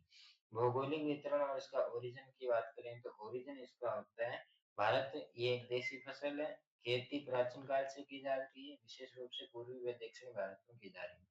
भौगोलिक वितरण की बात करें तो इंडिया, म्यांमार, बांग्लादेश, नेपाल, पाकिस्तान, इन सभी जो देश है सभी देशों में इसकी खेती की जाती है। और राज्य जो भारत के राज्यों की बात करें तो उत्तर प्रदेश, मध्य प्रदेश, महाराष्ट्र, राजस्थान, तमिलनाडु, आंध्र प्रदेश में इसकी खेती की जाती है। आर्थिक महत्व की बात करें तो आर्थिक महत्व में उड़द में जो प्रोटीन की मात्रा होती है वो होती है 24 से 26%, इसमें प्रोटीन की मात्रा होती है। आसानी से ये पच सकता है, डाइजेस्टिव जो होता है वो जल्दी होता है इसका। इसका दाल, डोसा, इडली, पापड़, बड़ा बनाने में भी इसका उपयोग करते हैं। तो ये इसका हो गया आर्थिक महत्व। सोइल रिक्वायरमेंट की बात करते हैं तो अच्छी जल निकासी वाले दोमट या बलुई मृदा इसमें उपयोग रहती है। जो तिलहनी फसलें होती है वो सभी नाइट्रोजन का स्थिरीकरण करती है, ये भी इसका एक आर्थिक महत्व ही होता है, ये भी आप सभी में लिख सकते हैं। और जल भराव, क्षारीय और लवणीय मिट्टियों से बचना चाहिए। और पीएच जो होता है वो 6 से 7.5 होना चाहिए ऑप्टिमम। और फिर इसके बाद आता है क्लाइमेट रिक्वायरमेंट।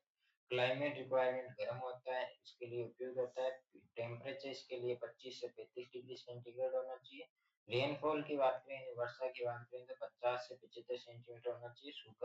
सूखा जो होता है उसको भी सहन करने की क्षमता इसमें होती है। वेराइटियों की बात करें तो खरीफ में T9, Pant U19, PU35, LBG17 जो कि 80 से 90 दिनों में पककर तैयार हो जाती है। और इसकी वेराइटी जो सर्दियों में जो समर में इसकी खेती करते हैं तो VPN1 होगी, मास 114 होगी, TAU होगी 1, IPU 02 43 होगी, जो 65 से 75 दिन में पककर तैयार हो जाती है। कई किस्में ऐसी भी होती है जो पीला मोजेक वायरस के प्रतिरोधी भी होती है, यानी कि इसका जो प्रमुख रोग होता है वो होता है पीला मोजेक वायरस रोग। और इसके कल्चर प्रैक्टिस की बात करें तो 2 से 3 जुताई करके मृदा को भुरभुरी बनाकर संतुलीकरण करना चाहिए। बुआई का समय जो खरीफ की क्रॉप की बात करें तो जून से जुलाई होना चाहिए, या इस सेमेस्टर में हमारी खरीफ क्रॉप है तो हमें खरीफ का याद रखना है कि खरीफ में इसकी बुआई कब करते हैं, जून जुलाई में। जो समर होती है उसमें मार्च अप्रैल में इसकी खेती करते हैं। और सीड रेट की बात करें बीज दर की, तो इसमें लाइन से यदि हम सोइंग करते हैं तो 15 से 20 क्विंटल, सॉरी 20 केजी प्रति हेक्टेयर हमें जो बीज की आवश्यकता होती है। स्पेसिंग इसमें 30 इंटू 10 सेंटीमीटर रखना चाहिए, यानी कतार से कतार की दूरी 30 सेंटीमीटर, और पौधे से पौधे की जो दूरी होती है वो 10 सेंटीमीटर हमें रखनी चाहिए। फर्टिलाइजर डोज की बात करें तो बेसल यानी 15:14:20 रखना चाहिए। दलहनी फसलों में हमेशा जो नाइट्रोजन होता है वो कम दिया जाता है, और फास्फोरस और पोटास की मात्रा जो होती है वो नाइट्रोजन की तुलना में ज्यादा होती है। बीज उपचार में हम नाइट्रोजन राइजोबियम का और पीएसपी का कल्चर का उपयोग करते हैं। इरिगेशन की बात करें तो इसमें वैसे तो ये वर्षा आधारित क्रॉप होती है, लेकिन इसमें 3 से 4 सिंचाई करें, जो फ्लावरिंग के समय, पोड फॉर्मेशन के समय और सीडलिंग के समय, यानी जब फूल आते हैं, जब कलियां बनती है और जब उसमें बीज बनते हैं तो 3 सिंचाई हम कर सकते हैं। खरपतवार नियंत्रण के लिए हमें हाथ से निदाई करनी चाहिए, निराई गुड़ाई करनी चाहिए। हर्बिसाइड पेंडिमिथाइलिन का भी हम 1 केजी प्रति हेक्टेयर उपयोग कर सकते हैं। उपज की बात करें तो उपज में 8 से 10 क्विंटल, याद रखना आपको मुख्यतः कि जो 6 से 10 क्विंटल आपको मुख्यतः इसमें उपज याद रखनी है। और इसके दो प्रमुख कीटों की बात करते हैं तो इसके दो प्रमुख कीट कौन से होते हैं, एक तो होता है सफेद मक्खी, और एक होता है महू नाम का एक कीट होता है, वो इसका मुख्य मुख्य कीट होता है। रोगों की बात करें तो एक होता है पीला मोजे के रोग, और एक होता है पत्ती धब्बा रोग, दो रोग इसमें आपको देखने को मिलते हैं। तो ये हमारी आज की जो क्रॉप थी कि जो उड़द उड़द के बारे में हम वापस रिवीजन करते हैं। इसका जो बॉटनिकल नेम होता है विग्ना मुंगो। कुल इसका होता है फेबेसी। क्रोमोसोम जो नंबर होते हैं वो होते हैं 22। और उत्पत्ति स्थान होता है इसका भारत। बीज दर इसमें चाहिए होती है 20 से 25 केजी प्रति हेक्टेयर।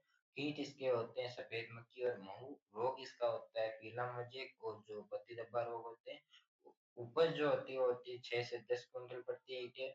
और जो महत्व होता है उसमें प्रोटीन अच्छा होता है, सूखा सहनशील होता है, प्रोटीन जल्दी पच जाता है। वेराइटियों की बात करें तो T9 आपको याद रखनी है, KU छिन्न में 3 आपको याद रखनी है, और प्रताप उड़द आपको याद रखनी है। ये वेराइटी आपको याद रखनी है, और 2-3 वेराइटी वहाँ पे भी मैंने जो मोस्ट बताई वो आपको याद रखनी है। नेक्स्ट क्रॉप हमारी आती है मूंग बीन यानी हरी मूंग के बारे में हम पढ़ने वाले हैं कि मूंग में क्या क्या रोग होते हैं, क्या क्या इसकी प्रैक्टिस होती है, क्या इसकी वेराइटियां होती है, सॉइल कैसी रिक्वायरमेंट चाहिए। तो मूंग के बारे में पढ़ने वाले हैं। मूंग का जो बॉटनिकल नेम होता है वो होता है विग्ना रेडिएटा। कुल इसमें होता है फेबेसी यानी लेगुमिनेसी इसका कुल होता है। ओरिजिन इसका होता है इंडोग्रामा, यानी कि जो जो भारत मध्य एशिया जो होता है उसका जो ओरिजिन होता है, उत्पत्ति स्थल होता है।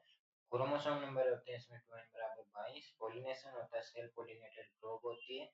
और उत्पत्ति की बात करें तो उत्पत्ति इसमें भारत की उत्पत्ति जो भारत में हुई है मध्य एशिया में मानी जाती है। और भौगोलिक वितरण की बात करें तो ये India, Pakistan, Bangladesh, Myanmar, Thailand सभी देशों में ये इसकी खेती की जाती है मूंग की। और फिर बात करते हैं भारत के प्रमुख राज्य, तो राजस्थान, महाराष्ट्र, मध्य प्रदेश, उत्तर प्रदेश, कर्नाटक, आंध्र प्रदेश में भी इसकी खेती की जाती है, उत्पादन किया जाता है। आर्थिक महत्व की बात करें तो इसमें 24 से 26% प्रोटीन होता है, सुपाच्य रेशा यानी जल्दी पचने वाला, आसानी से पचने वाला होता है, और विटामिन भी इसमें अच्छी खासी मात्रा में उपस्थित होता है। इसका जो उपयोग होता है वो हम दाल बनाने में, इसके साथ ही पकौड़े बनाने में, यानी कि जो दाल, अंकुरित मूंग, खिचड़ी, हलवा, पकौड़ी, डोसा आदि में बनाने में इसका प्रयोग करते हैं। राइजोबियम जीवाणु द्वारा वायुमंडलीय नाइट्रोजन का स्थिरीकरण कर मृदा को भी उर्वरकता बनाता है, मृदा की उर्वरकता को बढ़ाता है। मृदा की आवश्यकता यानी कि सॉइल रिक्वायरमेंट इसके चाहिए हल्की दोमट बलुई मृदा चाहिए, जल निकासी वाली सर्वोत्तम होती है, यानी लगभग सभी में दोमट मृदा, बलुई मृदा यही मृदा चाहिए होती है। जल निकासी वाली चाहिए होती है। आप थोड़ा बहुत ऐसे जैसे कि किसी में दोमट मृदा है वहां पे आप हल्का फुल्का, यदि आप दोमट मृदा प्लस बलुई मृदा लिखते हैं तो भी आपके वहां सही माना जाता है, क्योंकि वहां पे ज्यादा गलत नहीं माना जाएगा आपके। तो आपको रटना नहीं है, केवल समझना है कि कौन सी उस फसल में किस प्रकार की मृदा चाहिए होती है। जल भराव और भारी चिकनी मिट्टी से बचना चाहिए। पीएच इसके लिए 6 से 7.5 होना चाहिए। क्लाइमेट इसके लिए गर्म होना चाहिए। टेम्परेचर इसके लिए 25 से 35 डिग्री सेंटीग्रेड होना चाहिए। फिर इसके बाद आता है कि जो इसकी रेनफॉल यानी वर्षा की बात करते हैं तो 50 से 75 सेंटीमीटर पर्याप्त वर्षा होती है, जल भराव को सहन नहीं कर सकती है। और यदि हम बात करें इसकी वैरायटियों की तो खरीफ क्रॉप में होती है के 851, पूसा विशाल, सम्राट, SML 668 जो कि 65 से 75 दिन में पककर तैयार हो जाती है। समर की बात करें यानी कि गर्मियों की बात करें तो HUM 12 होती है, यहाँ होती है IPM 0203 होती है, TMB होती है 37 जो 60 से 65 दिन में पककर तैयार होती है। और रबी की बात करें तो CO5 TM 9625 जो कि 70 से 80 दिन में पककर तैयार हो जाती है। फिर इसके बाद हम बात करते हैं कि कई किस्मों में पीला मोजेक वायरस रोग और पत्ती मुड़ने की बीमारी के प्रतिरोधी भी होती है। कल्चर प्रैक्टिस में यदि खेत की तैयारी की बात करें 2 से 3 जुताई करके भुरभुरी मिट्टी बनाते हैं। बुआई का समय जो होता है खरीफ में जून जुलाई होता है, समर में मार्च अप्रैल होता है। और इसके बाद हमारा जो आता है इसमें कि जो सीड रेट यानी बीज दर की बात करते हैं तो 15 से 20 केजी प्रति हेक्टेयर बीज दर की आवश्यकता होती है। और स्पेसिंग इसमें 30 इंटू 10 सेंटीमीटर हमें रखना चाहिए। फर्टिलाइजर डोज की बात करें तो 15 केजी इसमें नाइट्रोजन, 40 केजी इसमें फॉस्फोरस, 20 केजी इसमें नाइट्रोजन पोटास जो होता है वो हमें देना चाहिए। और राइजोबियम कल्चर से भी बीज को शोधन करना होता है। बीज उपचार के लिए हम राइजोबियम या PSB कल्चर का भी हम उपयोग कर सकते हैं। इरिगेशन मुख्यतः तो ये वर्षा आधारित होता है, लेकिन एक दो सिंचाई मुख्यतः हम इसमें कर सकते हैं यदि हमें ऐसा लगे कि इसमें सिंचाई की जरूरत है तब। वीड कंट्रोल के लिए आप पेंडिमिथाइलिन का प्रयोग कर सकते हैं, हाथ से निराई गुड़ाई द्वारा भी इसका जो होता है वो हम कर सकते हैं। कीट इसके जो दो प्रमुख कीटों की बात करें तो सफेद मक्खी एक होता है इसका एफिड यानी जिसे हम चेपा भी कहते हैं, एफिड कीट होता है। और एक होता है सफेद मक्खी। रोगों की बात करें तो एक रोग होता है इसमें पीला मोजेक रोग और एक होता है पाउडरी मिल्ड्यू रोग। ये दो रोग आपको मुख्यतः इसमें देखने को मिलते हैं। उपज उत्पादन की बात करते हैं तो जो अनाज उत्पादन होता है वो 8 से 12 क्विंटल प्रति हेक्टेयर, इरिगेशन में 12 से 15 क्विंटल प्रति हेक्टेयर, या आपको सामान्यतः इसमें आपको याद रख सकते हैं 6 से 10 क्विंटल प्रति हेक्टेयर इसमें आपको याद रखना है। चारा उत्पादन इसमें आता है 20 से 25 क्विंटल प्रति हेक्टेयर, और यदि हम अच्छी किस्मों का यूज करते हैं हाइब्रिड वेराइटियों का तो 15 से 18 क्विंटल भी संभव होता है उत्पादन।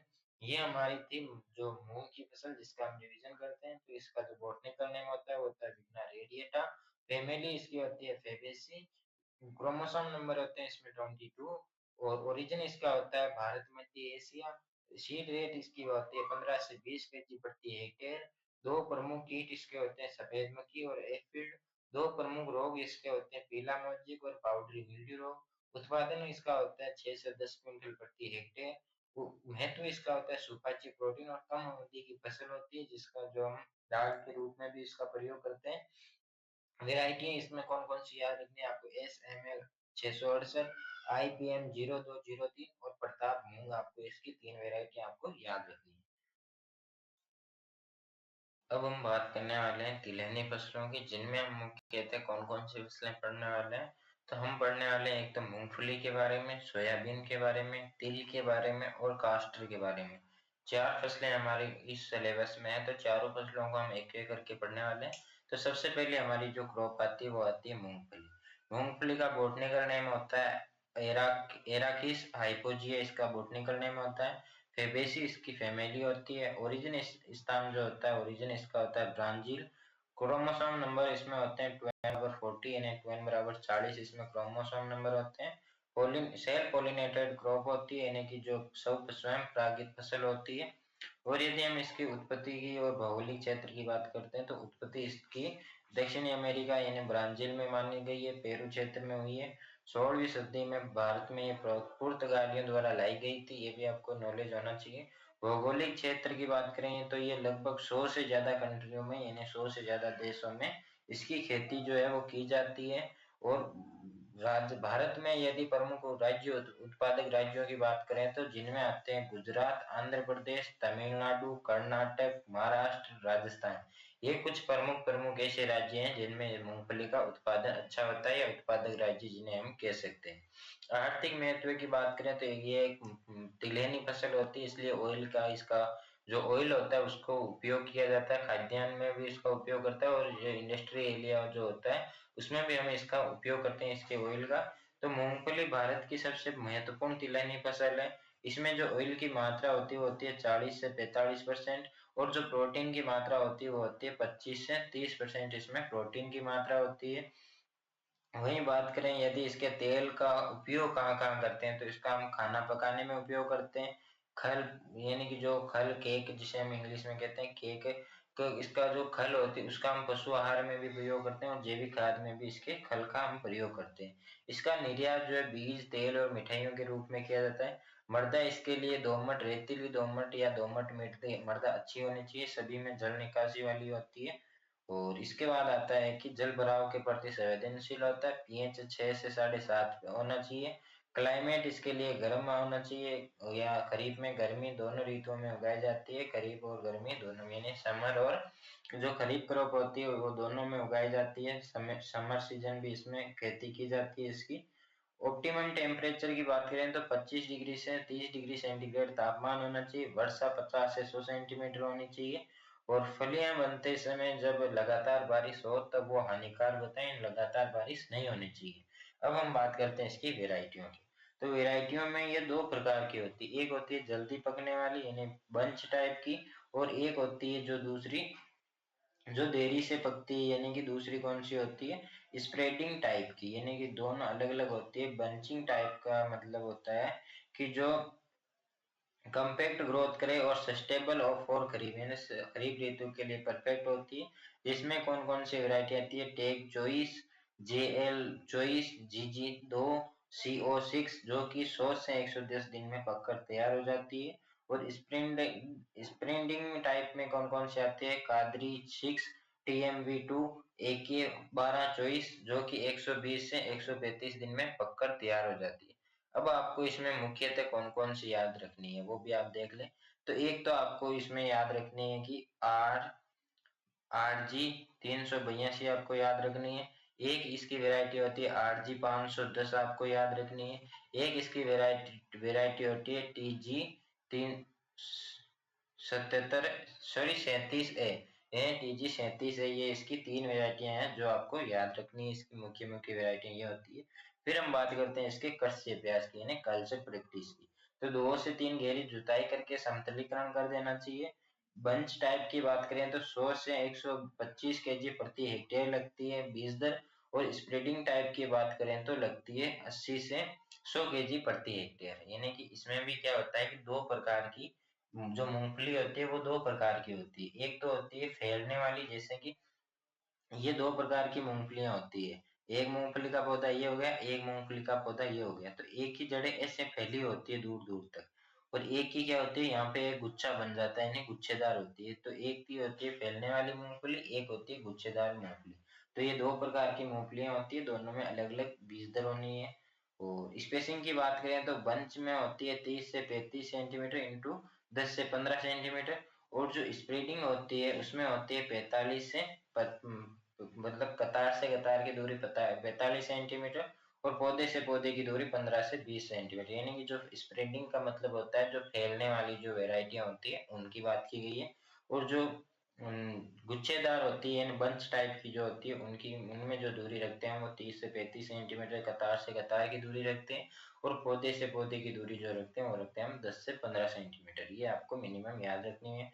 बुआई का समय जून जुलाई का होता है खरीफ की, और समर में जनवरी जनवरी फरवरी में इसकी बुआई करते हैं, और खरीफ में जून जुलाई में बुआई करते हैं। फर्टिलाइजर डोज की बात करें तो एनपीके में 20 किलोग्राम नाइट्रोजन देते हैं, 40 किलोग्राम फास्फोरस और पोटास देते हैं। इसमें हम 250 किलोग्राम जिप्सम का भी प्रयोग करते हैं जो कि उसमें तेल की मात्रा को बढ़ाता है। इसमें हम जिप्सम को मतलब दो भागों में दो इसकी डोज बनाकर हम इसमें देते हैं, जिसमें सल्फर और जो कैल्शियम होता है उसकी सप्लाई की जाती है।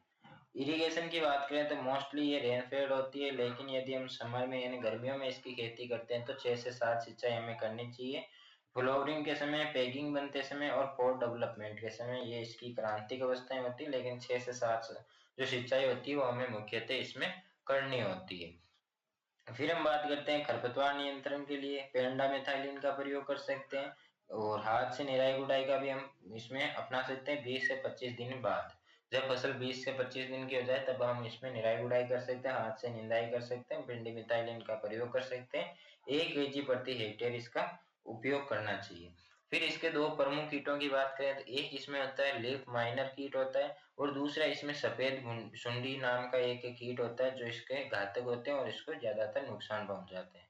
रोगों की बात करें तो इसमें एक तो टिक्का रोग होगा और एक इसमें रस्ट रोग होता है जो इसको मुख्यतः प्रभावित करता है। उपज की बात करें तो मुख्यतः आपको इसमें 18 से 22 क्विंटल प्रति हेक्टेयर याद रखना है या 18 से 25 क्विंटल आपको याद रख सकते हैं। 18 से 25 या 18 से 22 क्विंटल आप याद रख सकते हैं। ये इसकी होती है उत्पादन क्षमता।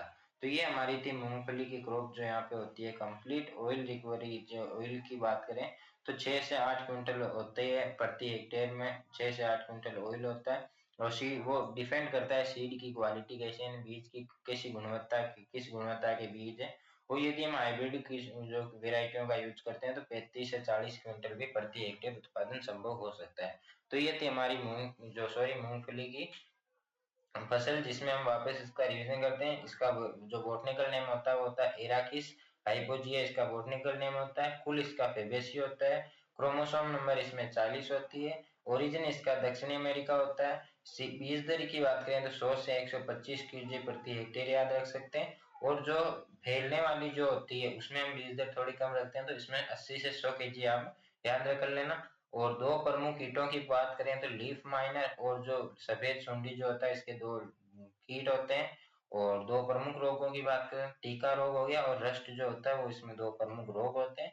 औसतन उपज की बात करें तो 18 से 25 क्विंटल प्रति हेक्टेयर इसकी उपज होती है।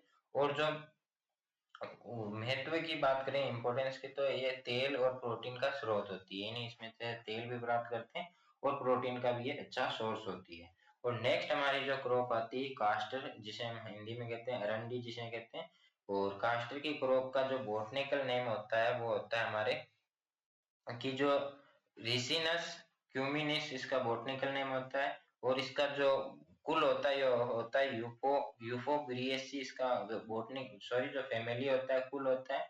नॉर्थ ईस्ट अफ्रीका इसका इथोपिया जिसे हम कहते हैं इसका ओरिजिन होता है। क्रोमोसोम संख्या इसमें 2n बराबर 20 होती है, 20 होती है। पोलिनेशन टाइप जो होता है क्रॉस पोलिनेटेड है, यानी परपरागण होता है किसके माध्यम से, वायु के माध्यम से इसमें परपरागण आपको देखने को मिलेगा। कास्टर का ओरिजिन की बात करें तो उष्ण कटिबंधीय अफ्रीका इथोपिया को क्षेत्र को में हुई है इसकी उत्पत्ति यानी ओरिजिन। और बाद में ये भारत, चीन, ब्राजील और अन्य देशों में भी फैली है। भौगोलिक वितरण की बात करें तो देशों में भारत, चीन, ब्राजील, थाईलैंड, इथोपिया में इसकी खेती की जाती है। और जो भारत है उसमें जो प्रमुख उत्पादक राज्य है उसमें आता है गुजरात, आंध्र प्रदेश, राजस्थान, तमिलनाडु और उड़ीसा। जिसमें से जैसे कि जो मान लो 100 क्विंटल 100 से 100 टन अगर भारत में जैसे कोई जो कास्ट है उसकी 100 टन है उसका उत्पादन हो रहा है, जिसमें से 80 टन है जो मतलब 80% जो होता है वो गुजरात से उत्पादन होता है। तो ये आपको याद रखना है कि जो 80% जो उत्पादन होता है वो गुजरात से होता है। इकोनॉमिक इंपोर्टेंस की बात करें तो जो कास्टर के बीजों में 40 से 50 50 या 55% तेल की मात्रा होती है जो रिसिनोलेक अम्ल से भरपूर होती है। यानी कि ये अम्ल का नाम आपको याद होना चाहिए, रिसिनोलेक अम्ल जो होता है वो कास्टर के ऑयल में पाया जाता है। कास्टर ऑयल का यूज कहाँ करते हैं हम, तो इसका पेंट, वार्निश, साबुन, कॉस्मेटिक, दवाइयां और जैव ईंधन में इसका उपयोग करते हैं। तो ये हो गया इसका इकोनॉमिक इंपोर्टेंस हो गया। ऑयल जो तेल निकाले गए अवशेष को जैविक खाद की तरह भी हम प्रयोग करते हैं, यानी कि जो कास्टर होता है ऑयल, जो कास्टर से जो तेल निकालने के बाद जो खल बनती है उसका हम उपयोग जैविक खाद के रूप में भी करते हैं। सॉइल इसके लिए दोमट से काली कपास मिट्टी होनी चाहिए, यानी कि काली मृदा या दोमट मृदा होनी चाहिए इसके लिए। लवणीय मृदाओं में भी जीवित रह सकती है। पीएच 5.5 से 7.5 होना चाहिए। ये आपको सामान्य तो इसकी बातों का ध्यान रखना है। क्लाइमेट इसके लिए उष्ण कटिबंधीय और सूखा सहनशील फसल होती है। टेम्परेचर इसके लिए 20 से 30 डिग्री सेंटीग्रेड होना चाहिए। वर्षा इसके लिए 50 से 100 सेंटीमीटर होनी चाहिए। और ये खरीफ और रबी दोनों मौसमों में उगाया जाता है, यानी कि ये खरीफ सर्दियों में भी उगाया जाता है और खरीफ ऋतु में भी इसकी खेती की जाती है। अब हम बात करते हैं इसके वेराइटी की, यानी कि कास्ट की वेराइटियां। तो हाइब्रिड वेराइटियों में आते हैं GCH4, GCH5, GCH7, DCH 177 जो कि लगभग 120 से 150 दिन में पककर तैयार हो जाती है। और ओपन पॉलिनेटेड क्रॉप की बात करें तो उनमें आती है TMV5, TMVCH, JI35, GAUCH1, जो कि 140 से 160 दिन में पककर तैयार हो जाती है। हाइब्रिड किस्में अधिक उपज देने वाली, विल्ट रोग और सूखा सहनशील होती है, यानी कि ये विल्ट रोग जो होता है उसको भी सहनशील होती है, उसके प्रति भी प्रतिरोधी होती है, और जो सूखा होता है उसके भी प्रति सहनशील होती है। कल्चर प्रैक्टिस की बात करें तो इसमें 2 से 3 जुताई करके समतल खरपतवार मुक्त खेत तैयार करना होता है। सोइंग टाइम की बात करें तो जून जुलाई इसमें आपको याद रखना, और रबी में अगर हम खेती करें तो अक्टूबर नवंबर में इसकी खेती यानी बुआई कर देनी चाहिए। बीज दर की बात करते हैं, इसमें बीज दर की कितनी आवश्यकता होती है, तो 10 से 12 केजी प्रति हेक्टेयर जो बीज की आवश्यकता होती है। यदि हम हाइब्रिड वेराइटी का यूज कर रहे हैं तो उसमें 5 से 6 केजी प्रति हेक्टेयर जो वेराइटी होती है उसका हमें यूज करना होता है। लेकिन आप इसमें कॉमन याद रखना चाहें तो आप 10 से 12 केजी आप कॉमन याद रख सकते हैं, यानी कि ये 10 से 12 केजी आपको कॉमन याद रख सकते हैं। स्पेसिंग की बात करें 90 से 60 सेंटीमीटर आपको नॉर्मली ये दूरी रखनी चाहिए। फर्टिलाइजर डोज में आपको 40 अनुपात 20 में आपको एनपीके देना होता है, प्लस FIM भी देते हैं जो 5 से 10 टन प्रति हेक्टेयर देते हैं, यानी कि जो 40 किलोग्राम इसमें नाइट्रोजन देते हैं, 40 किलोग्राम इसमें फॉस्फोरस और 20 किलोग्राम इसमें पोटास देते हैं। जो नाइट्रोजन होता है उसको हम 2 भागों में हाफ हाफ देते हैं, और जो फॉस्फोरस और जो पोटास होता है उसको पूरा एक साथ ही हम देते हैं। तो ये था हमारा फर्टिलाइजर डोज। और वीड मैनेजमेंट में इसमें आप पेंडिमिथाइलिन का यूज कर सकते हैं, और इसमें हाथ से निदाई भी आप कर सकते हैं 2 बार।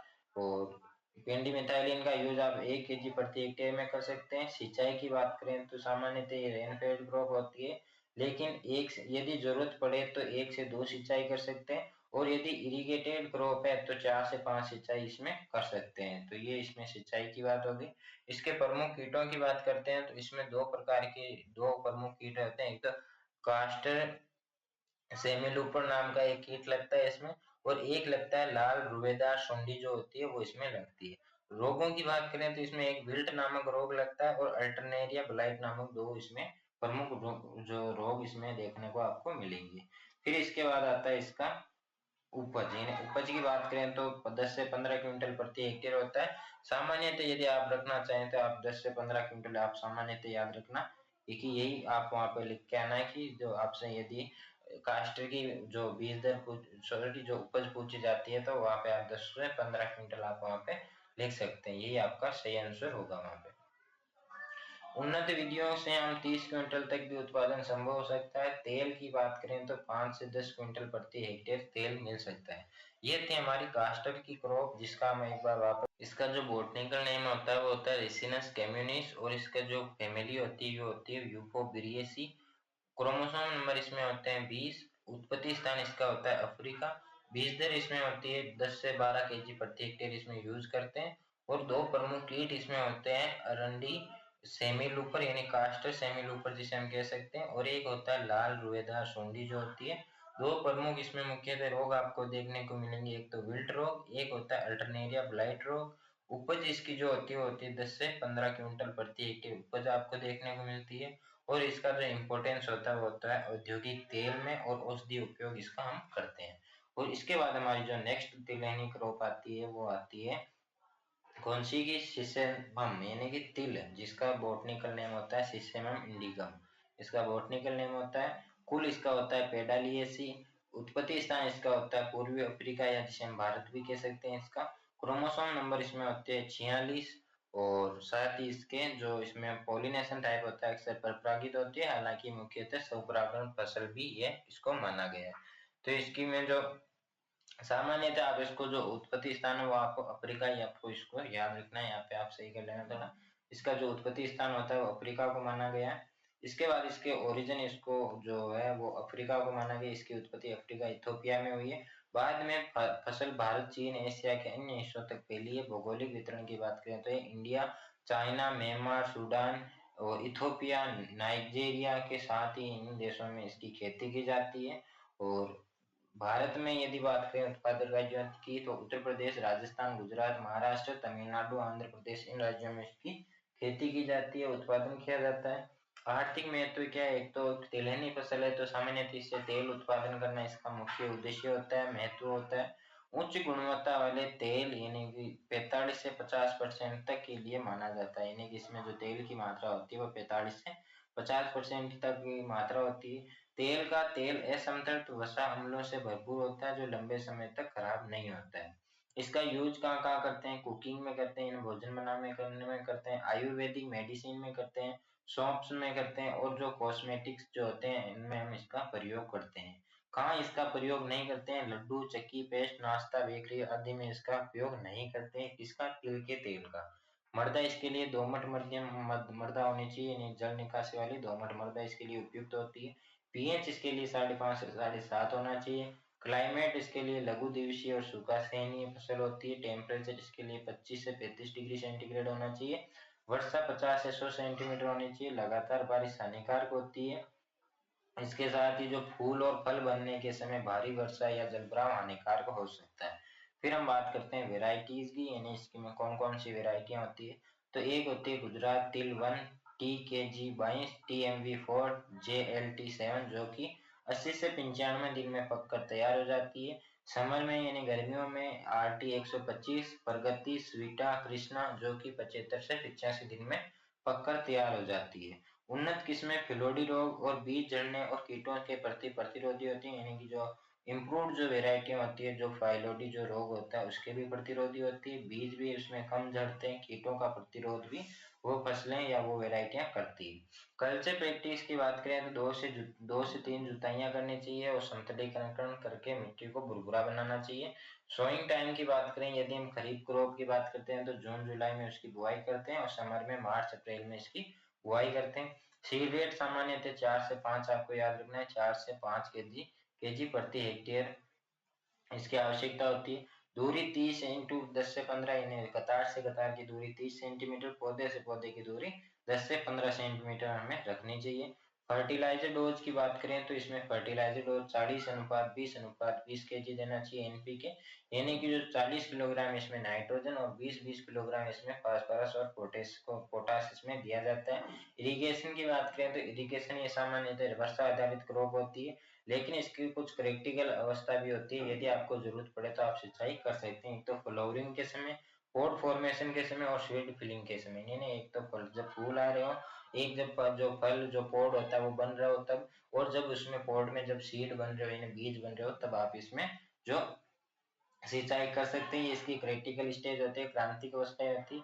वीड कंट्रोल की बात करें तो इसमें आप एंडीमिथाइलिन का उपयोग कर सकते हैं 1 केजी प्रति हेक्टेयर, और इसमें आप जो हाथों से निदाई भी आप इसमें कर सकते हैं। और इसके दो प्रमुख कीटों की बात करें तो इसमें एक तो होता है लीफ लीफ रोलर जो कीट होता है वो इसमें लगता है। एक होता है गोल मक्खी जो होती है वो इसमें लगती है। और रोगों की बात करें तो इसमें एक तो मुख्यतः जो रोग आपको देखने को मिलेगा वो मिलेगा फाइलोडी रोग, जो आपसे क्वेश्चन पूछा भी जा सकता है, पाइलोडी रोग क्या होता है।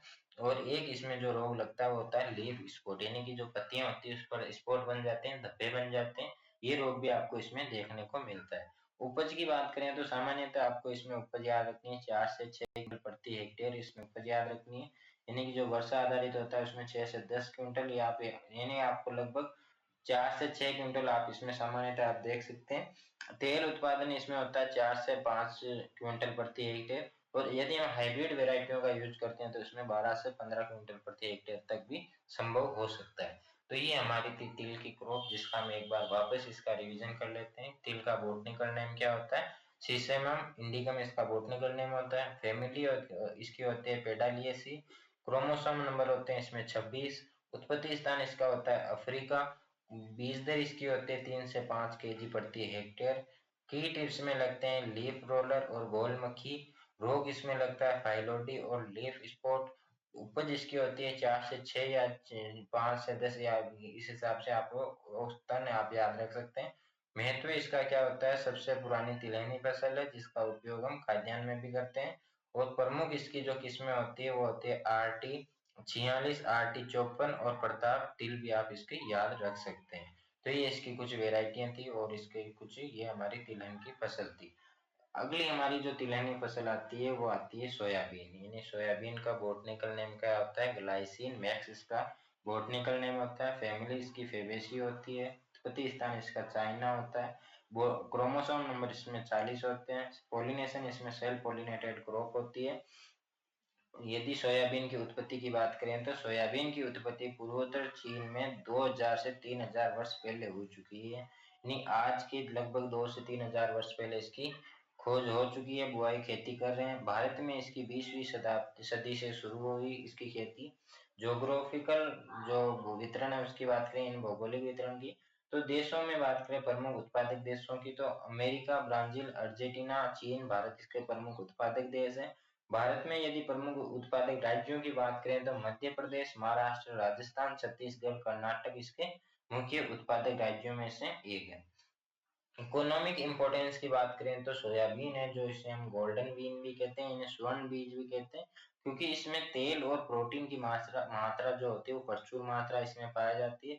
इसमें तेल तो होता है 18 से 20% और जो प्रोटीन होती है वो होती है 40 से 45%, इसमें प्रोटीन पाई जाती है। इसका हम उपयोग कहाँ करते हैं तो सोया आटा, टोफू, सोया दूध, पशु आहार, उद्योग, निर्यात, फसल के रूप में इसका हम उपयोग करते हैं।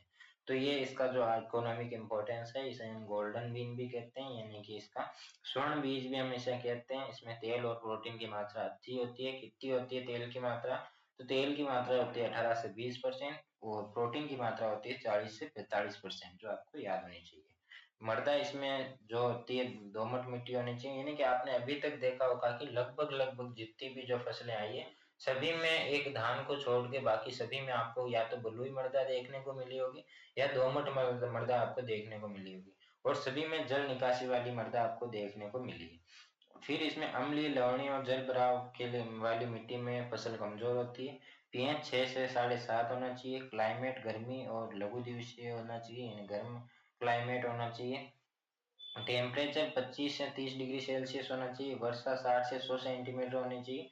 कहीं भी जल भराव नहीं होना चाहिए। और सोयाबीन की वैरायटियों की बात करते हैं तो JS 335, JS 93, 05, 95, 110, ये इसकी कुछ वेराइटियां होती है। खास खास वेरायटी आपको याद करनी है। JS 9560, NRC 3700, जो कि ये यहाँ पे इसके डेज है, यानी कि 100 से 115 दिन में ये पक्का तैयार हो जाती है। 95 में 105 दिन में पककर तैयार हो जाती है। तो इनको थोड़ा आप एडजस्ट कर लेना कि कितने दिन में ये पककर तैयार हो जाए, इसकी वेराइटियां नहीं है। कई फसलें पीला मोजेक वायरस, रतुआ, जीवाणु रोगों के प्रतिरोधी होती है। इन्हें इसकी जो वेराइटी है वो आपको कौन कौन सी याद करनी है वो मैं आपको बता देता हूँ कि JS 335 जो वेराइटी होती है, JS 335 आपको एक वेराइटी याद रखनी है।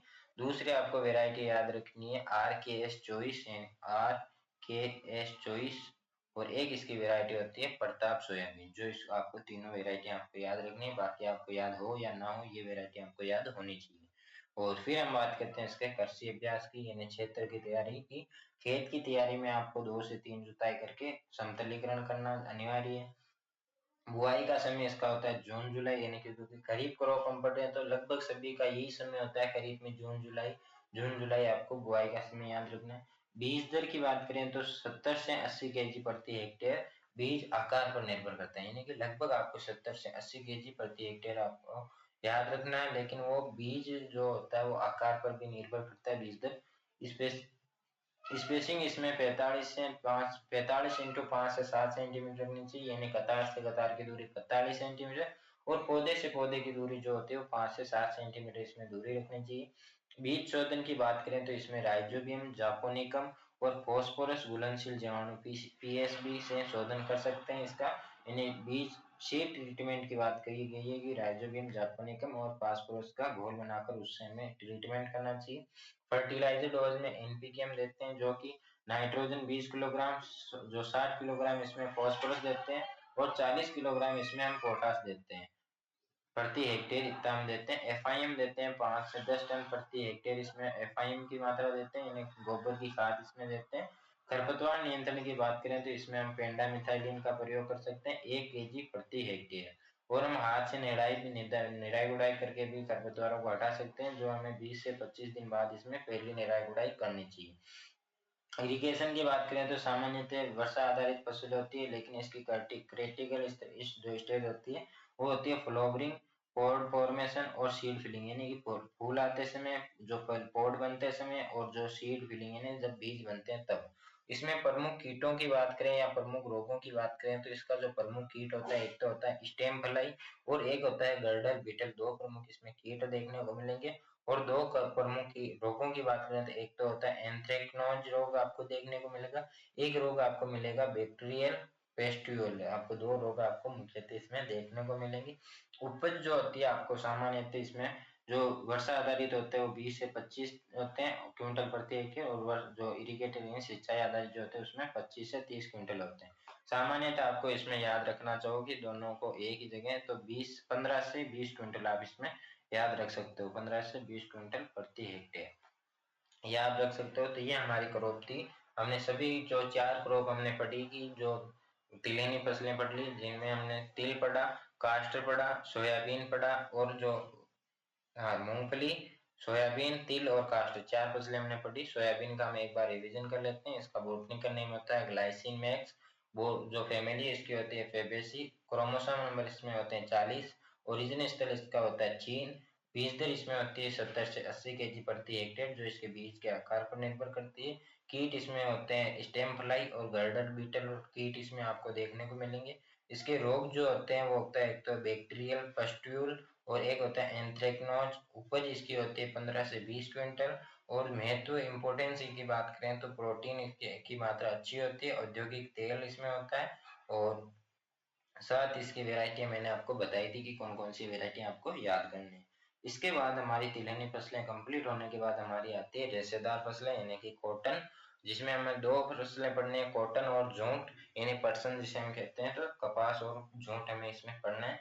तो सबसे पहले हम जो कॉटन की बात करते हैं, कॉटन का जो बोटनिकल नेम होता है वो होता है गोसिपियम हर्सुटम, इसका बोटनिकल नेम होता है। यानी कि इसकी जो अलग अलग स्पीशीज होती है, मेनली इसमें हर्सुटम आपको देखने को मिलेगी। और इसका जो फैमिली होती है वो होती है मालवेसी। ओरिजिन इसका होता है अफ्रीका यानी सेंट्रल अफ्रीका, या जो आप मेक्सिको भी ऐसे कह सकते हैं। क्रोमोसोम की बात करें तो इसमें 2n बराबर 52 होता है, और एक होता है अर्ब्यूरियम जिसमें देसी वेराइटी होती है, जिसमें 2n बराबर 26 इसमें जो क्रोमोसोम नंबर होते हैं। पोलिनेशन टाइप इसमें सामान्यतः क्रॉस पोलिनेटेड क्रॉप होती है, और मोस्टली ये सेल्फ और सब परागण भी इसमें आपको देखने को मिलेगा। ओरिजिन यानी कपास की उत्पत्ति जो है, उत्पत्ति भारत के गोसिपियम अर्बोरियम और मध्य अमेरिका गोसिपियम हर्सेटम में हुई है। यानी कि दो अलग अलग स्पीशीज की बात की गई है यहाँ पे।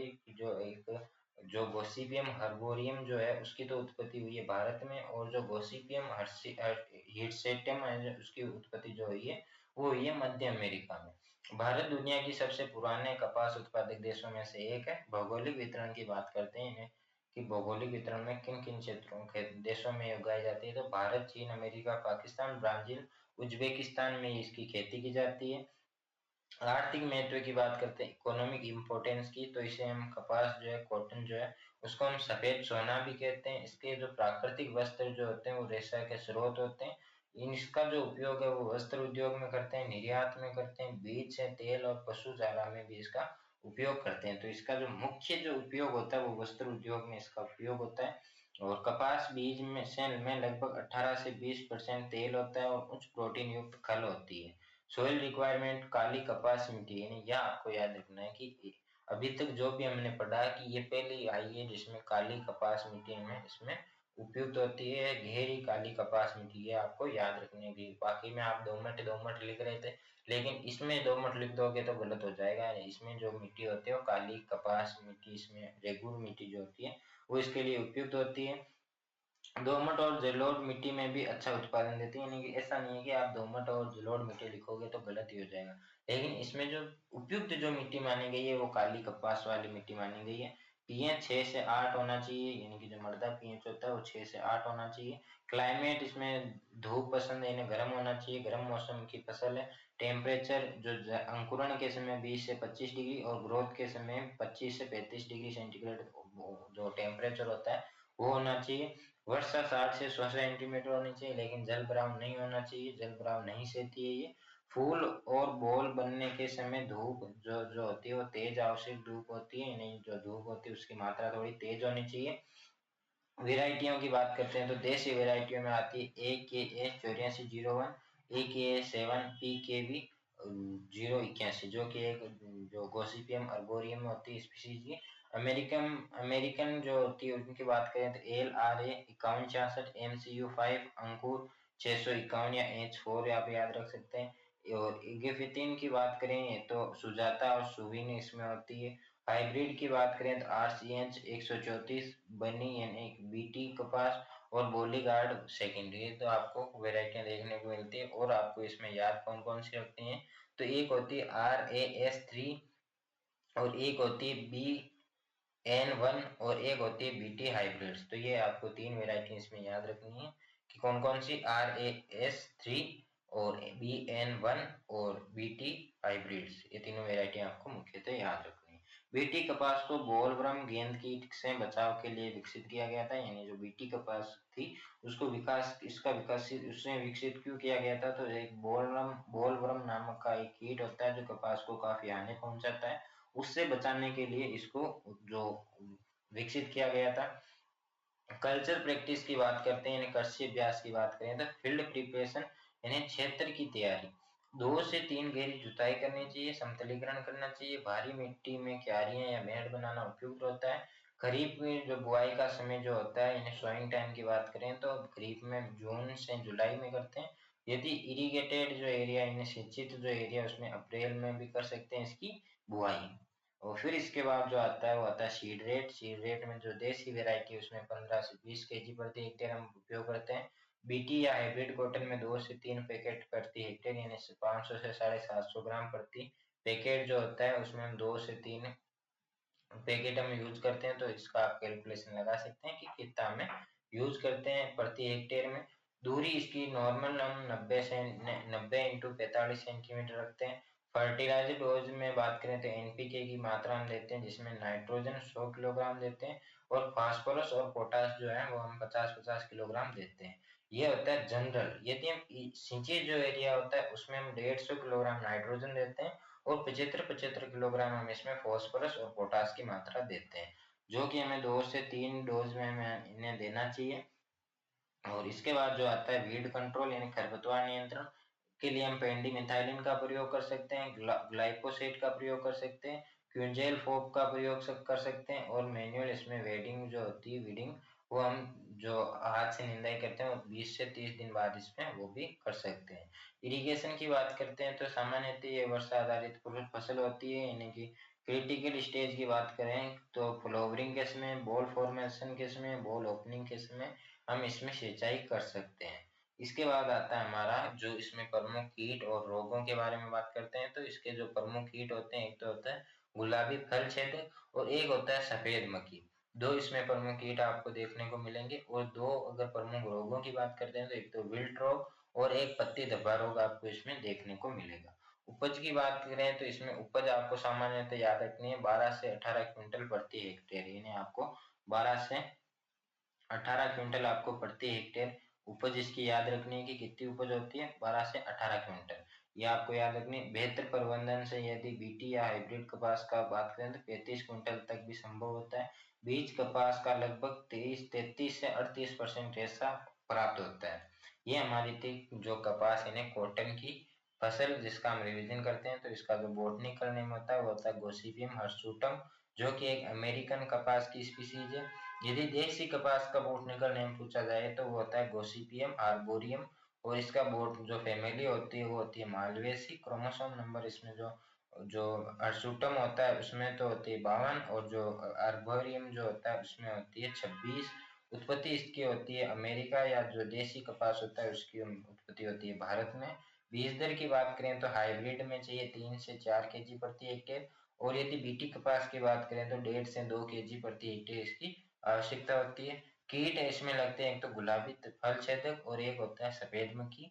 रोगों की बात करें तो विल्ट और पत्ती धब्बा रोग इसमें आपको देखने को मिलेगा। जो एवरेज उपज जो है वो है इसकी 12 से 18 क्विंटल प्रति हेक्टेयर। इम्पोर्टेंस इसका क्या है कि विश्व की प्रमुख रेशा फसल है और टेक्सटाइल व तेल उद्योग में इसका उपयोग किया जाता है। तो ये इसकी कुछ महत्वपूर्ण बातें थी जो आपको याद रखनी है। इसके बाद जो हमारी दूसरी रेशेदार फसल आती है वो आती है झूठ या जिसे हम पटसन कहते हैं। पटसन या जूट का जो बॉटनिकल नेम होता है वो होता है कोरकस कैप्सुलरिस, इसका बॉटनिकल नेम होता है। इसका जो फैमिली होती है टीलिएसी। ओरिजिन इसका होता है भारत वर्मा क्षेत्र। क्रोमोसोम नंबर इसमें होते हैं 2n बराबर 14। और पोलिनेशन इसमें होता है स्वपरागित फसल है, सेल्फ पोलिनेटेड है, यानी कुछ स्थितियों में क्या होता है कि परपरागण भी इसमें संभव है। ओरिजिन की पटसन की उत्पत्ति की बात करें तो इंडो बर्मा को माना गया। प्राचीन काल में भारत में इसकी खेती की जाती है। भौगोलिक वितरण की बात करें तो भारत और बांग्लादेश पटसन के दो प्रमुख उत्पादक देश, यानी भारत और जो बांग्लादेश है उनमें दो देशों में ये प्रमुख उत्पादक देश है। भारत में प्रमुख जूट उत्पादक राज्यों की बात करें तो पूरा पूरा मतलब जितना उत्पादन है उसका 75% जो उत्पादन है वो पश्चिम बंगाल करता है। उसके बाद बिहार, असम, उड़ीसा और त्रिपुरा जो राज्य हैं उनमें भी इसकी खेती की जाती है, उत्पादन होता है। इकोनॉमिक महत्व की बात करें तो पटसन को भारत का सुनहरा रेशा कहा जाता है। ये पैकेजिंग वस्त्र उद्योग के लिए भी एक प्रमुख कच्चा माल है, यानी कि जो वस्त्र उद्योग होते हैं, रेशा उद्योग जो होते हैं उनमें एक कच्चा माल के रूप में काम में आता है। ये लाखों ग्रामीण परिवारों को रोजगार प्रदान करता है। झूठ रेखा प्राकृतिक रूप से नष्ट होने योग्य और पर्यावरणीय हितैषी है, इसलिए इसकी वैश्विक मांग भी अधिक होती है। सोइल की बात करें तो जलोढ़ मृदा उपयोग रहती है, भरपूर दोमट, इन्हें इसमें जैविक पदार्थों की मात्रा अच्छी खासी होनी चाहिए मृदा में। पीएच 6 से 7.5 होना चाहिए, यानी जल निकासी और अधिक उपजाऊ क्षमता होनी चाहिए। क्लाइमेट इसके लिए गर्म और आर्द्र होना चाहिए। और पीएच जो टेम्परेचर है वो 20 डिग्री से 30 डिग्री सेंटीग्रेड होना चाहिए। वार्षिक जो वर्षा होती है, वार्षिक जो वर्षा वो 150 से 200 सेंटीमीटर, यानी 150 से 200 सेंटीमीटर वार्षिक वर्षा उपयुक्त मानी गई है।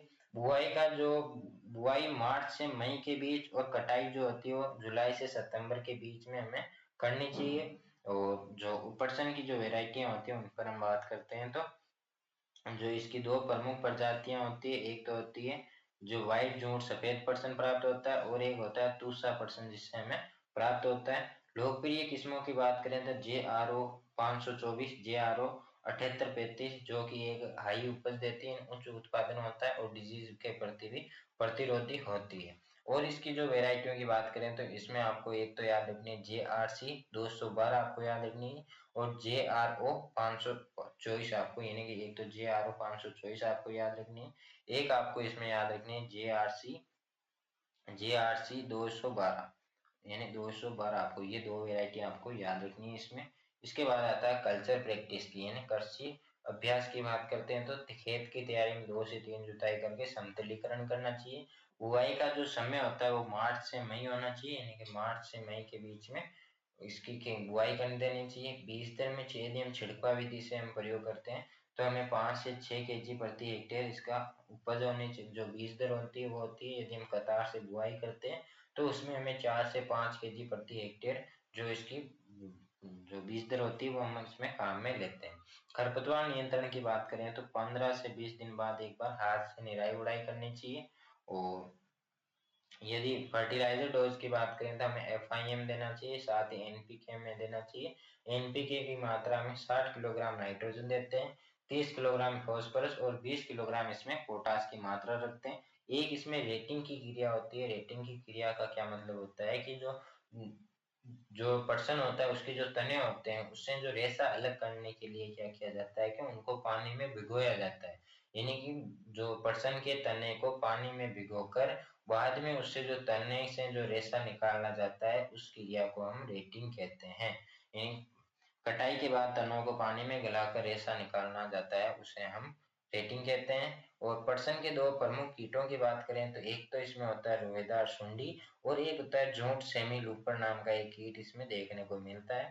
और यदि हम दो रोगों की बात करें तो तना सड़न रोग और एक होता है सॉफ्ट रूट जो होती है, जड़ें जो होती है वो कमजोर हो जाती है, एक जो होता है तना सड़ जाता है। ये प्रमुख दो रोग इसमें आपको देखने को मिलते हैं। उपज जो होती है वो 25 से 30 क्विंटल प्रति हेक्टेयर रेशा फसल है, यानी कि 25 से 30 क्विंटल प्रति हेक्टेयर रेशा रेशा फसल है, यानी रेशा प्राप्त होता है।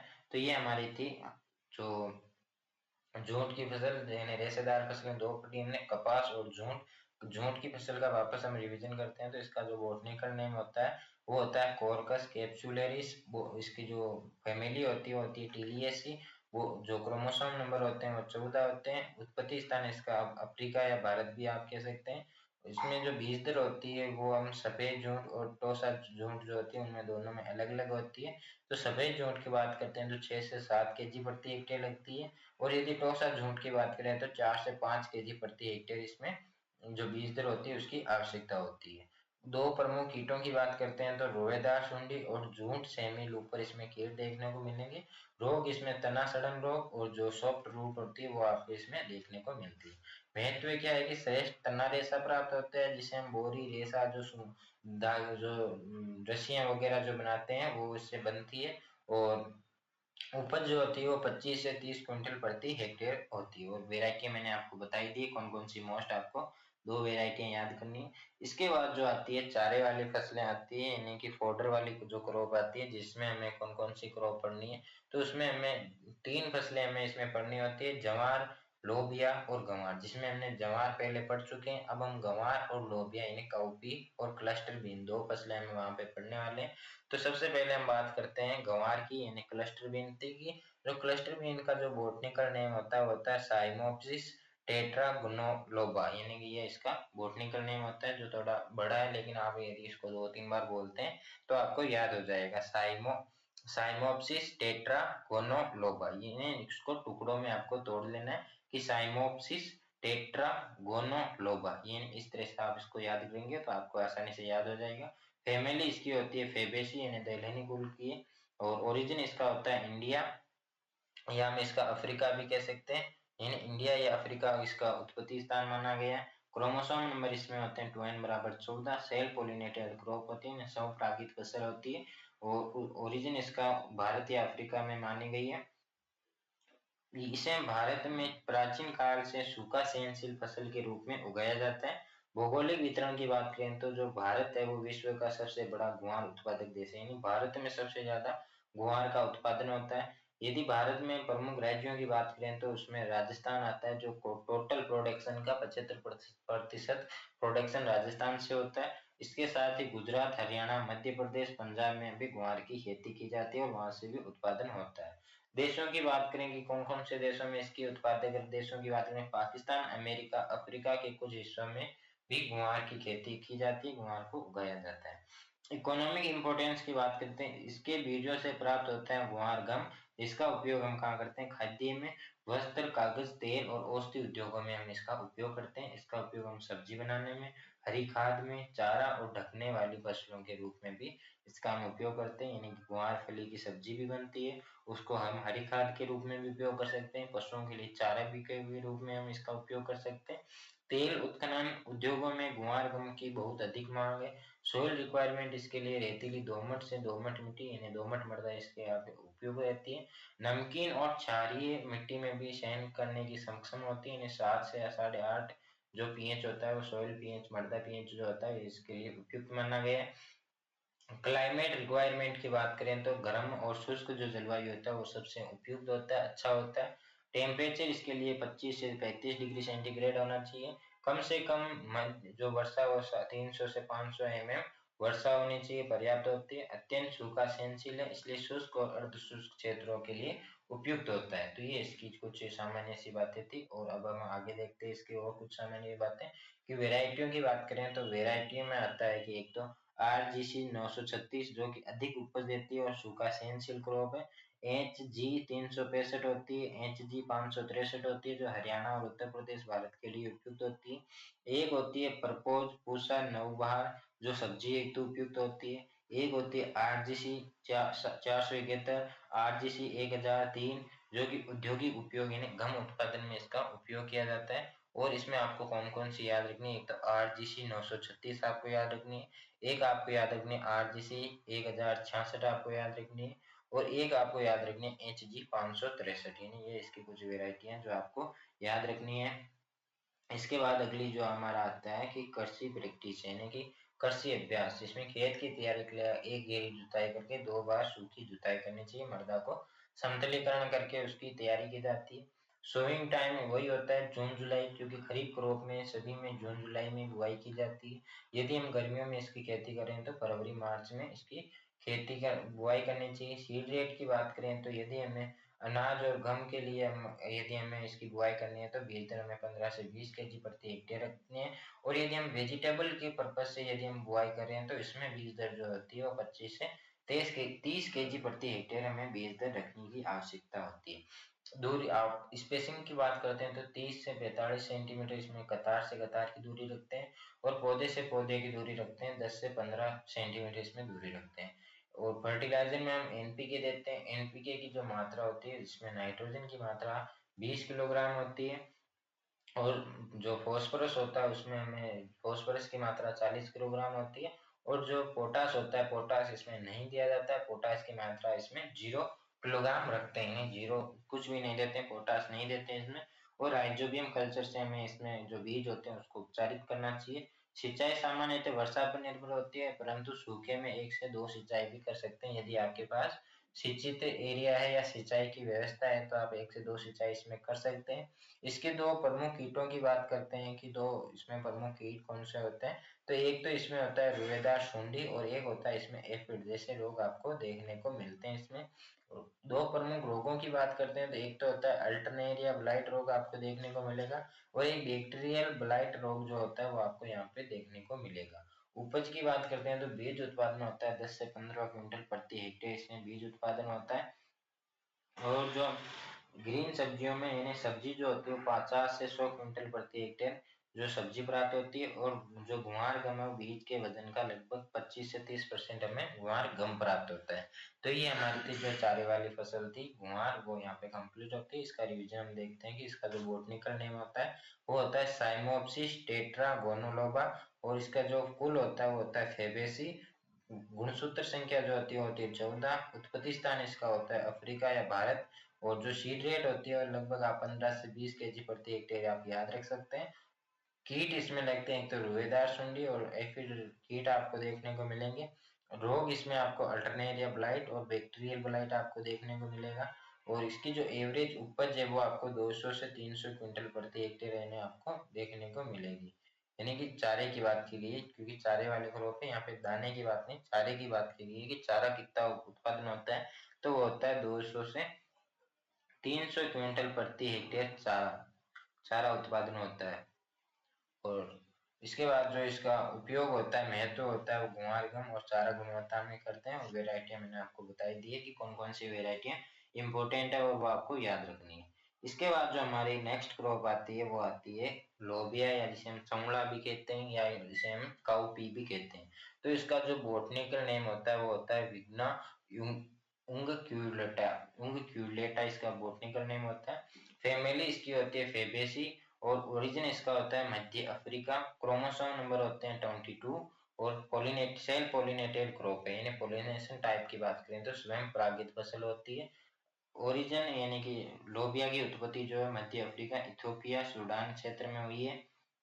इसके बाद इसके जो खाद्य व चारे के लिए उगाई जाने वाली सबसे पुरानी दलहनी फसलों में से एक है। भौगोलिक वितरण की बात करते हैं तो जो उत्पादक देशों की बात करते हैं Nigeria Bharat Brazil America Sudan जैसे देशों में इसका उत्पादन होता है। भारत में प्रमुख उत्पादक राज्यों की बात करते हैं तो उत्तर प्रदेश महाराष्ट्र कर्नाटक राजस्थान आंध्र प्रदेश जैसे राज्यों में इसका उत्पादन होता है। तो ये आपको उत्पादन राज्य और देश दोनों आपको इसमें याद होने चाहिए।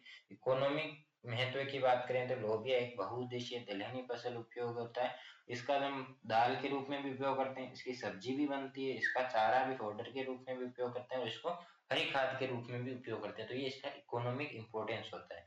ये जैविक नाइट्रोजन स्थिरीकरण से मृदा का उर्वरकता बढ़ाता है। इसमें क्या होता है जैविक ये नाइट्रोजन स्थिरीकरण करता है जिससे मृदा की उर्वरकता शक्ति जो होती है वो भी बढ़ती है। सूखा सहनशील फसल है, बरसाती खेती के लिए ये उपयुक्त होता है। इसके बाद जो हमारा आता है कि सॉइल रिक्वायरमेंट, तो इसके लिए दोमट या रेतीली मिट्टी उपयुक्त रहती है। मृदा इसके लिए 6 से 7.5 होनी चाहिए। कम उर्वरक और अम्लीय मिट्टी को भी सहन करता सकता है लेकिन भारी चिकनी मिट्टी उपयुक्त नहीं है यानी चिकनी मिट्टी नहीं होनी चाहिए। क्लाइमेट गर्म और शुष्क क्लाइमेट आवश्यकता होती है। तापमान 25 से 35 डिग्री होना चाहिए। वार्षिक वर्षा 400 से 700 mm पर्याप्त वर्षा होनी चाहिए।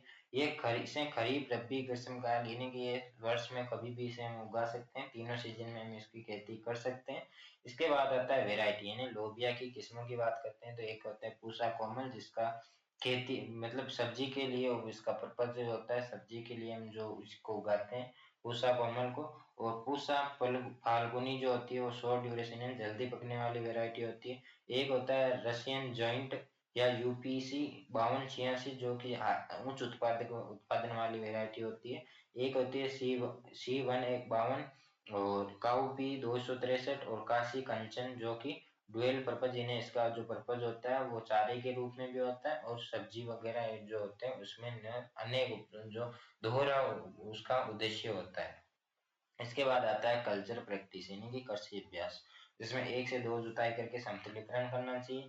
सोइंग टाइम इसमें जैसे कि तीनों सीजन में उगाते हैं तो तीनों की अलग अलग होती है। खरीफ की आपको मुख्यतः याद रखनी है जून जुलाई, और रबी में इसको अक्टूबर नवंबर में बुआई करते हैं। जो गर्मी ग्रीष्म काल में इसको फरवरी मार्च में इसकी बुआई करते हैं। सीड रेट 20 से 25 केजी प्रति हेक्टेयर इसकी जो सीड रेट रखते हैं यदि हम अनाज उत्पादन के उद्देश्य से यदि हम इसको उगा रहे हैं तो। स्पेसिंग 30 से 45 सेंटीमीटर कतार से कतार की दूरी रखते हैं।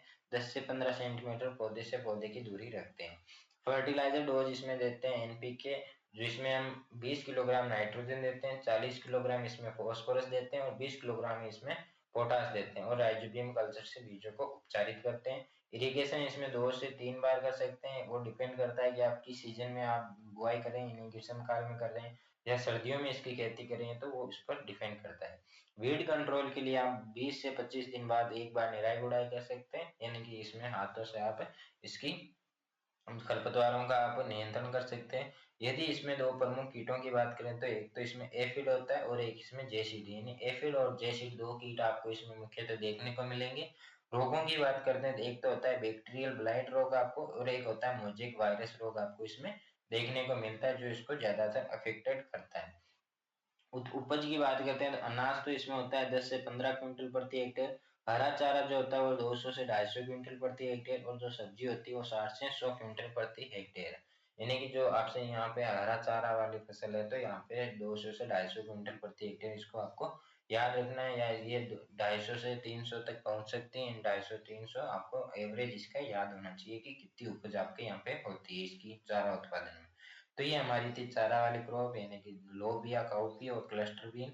तो लोबिया का हम एक बार रिवीजन करते हैं। इसका नाम होता है जो बॉटनिकल नेम होता है विग्न्यू उंग कयूलेटा फेबेसी। इसकी कुल होता है 2n बराबर 22, इसमें क्रोमोसोम नंबर होते हैं। अफ्रीका इसका ओरिजिन स्थल होता है। बीज दर इसमें होती है 25 से 30 केजी प्रति हेक्टेयर, और कीट इसमें लगते हैं एफिड और जेसिड। रोग इसमें मुख्यतः आपको देखने को मिलेंगे बैक्टीरियल ब्लाइट और मोजेक वायरस रोग। एवरेज इसकी जो फोल्डर यानी ग्रीन फोल्डर जो हरा चारा उत्पादन है वो आपको देखने को मिलेगा 250 से 300 या 200 से 250 केजी 250 क्विंटल प्रति हेक्टेयर।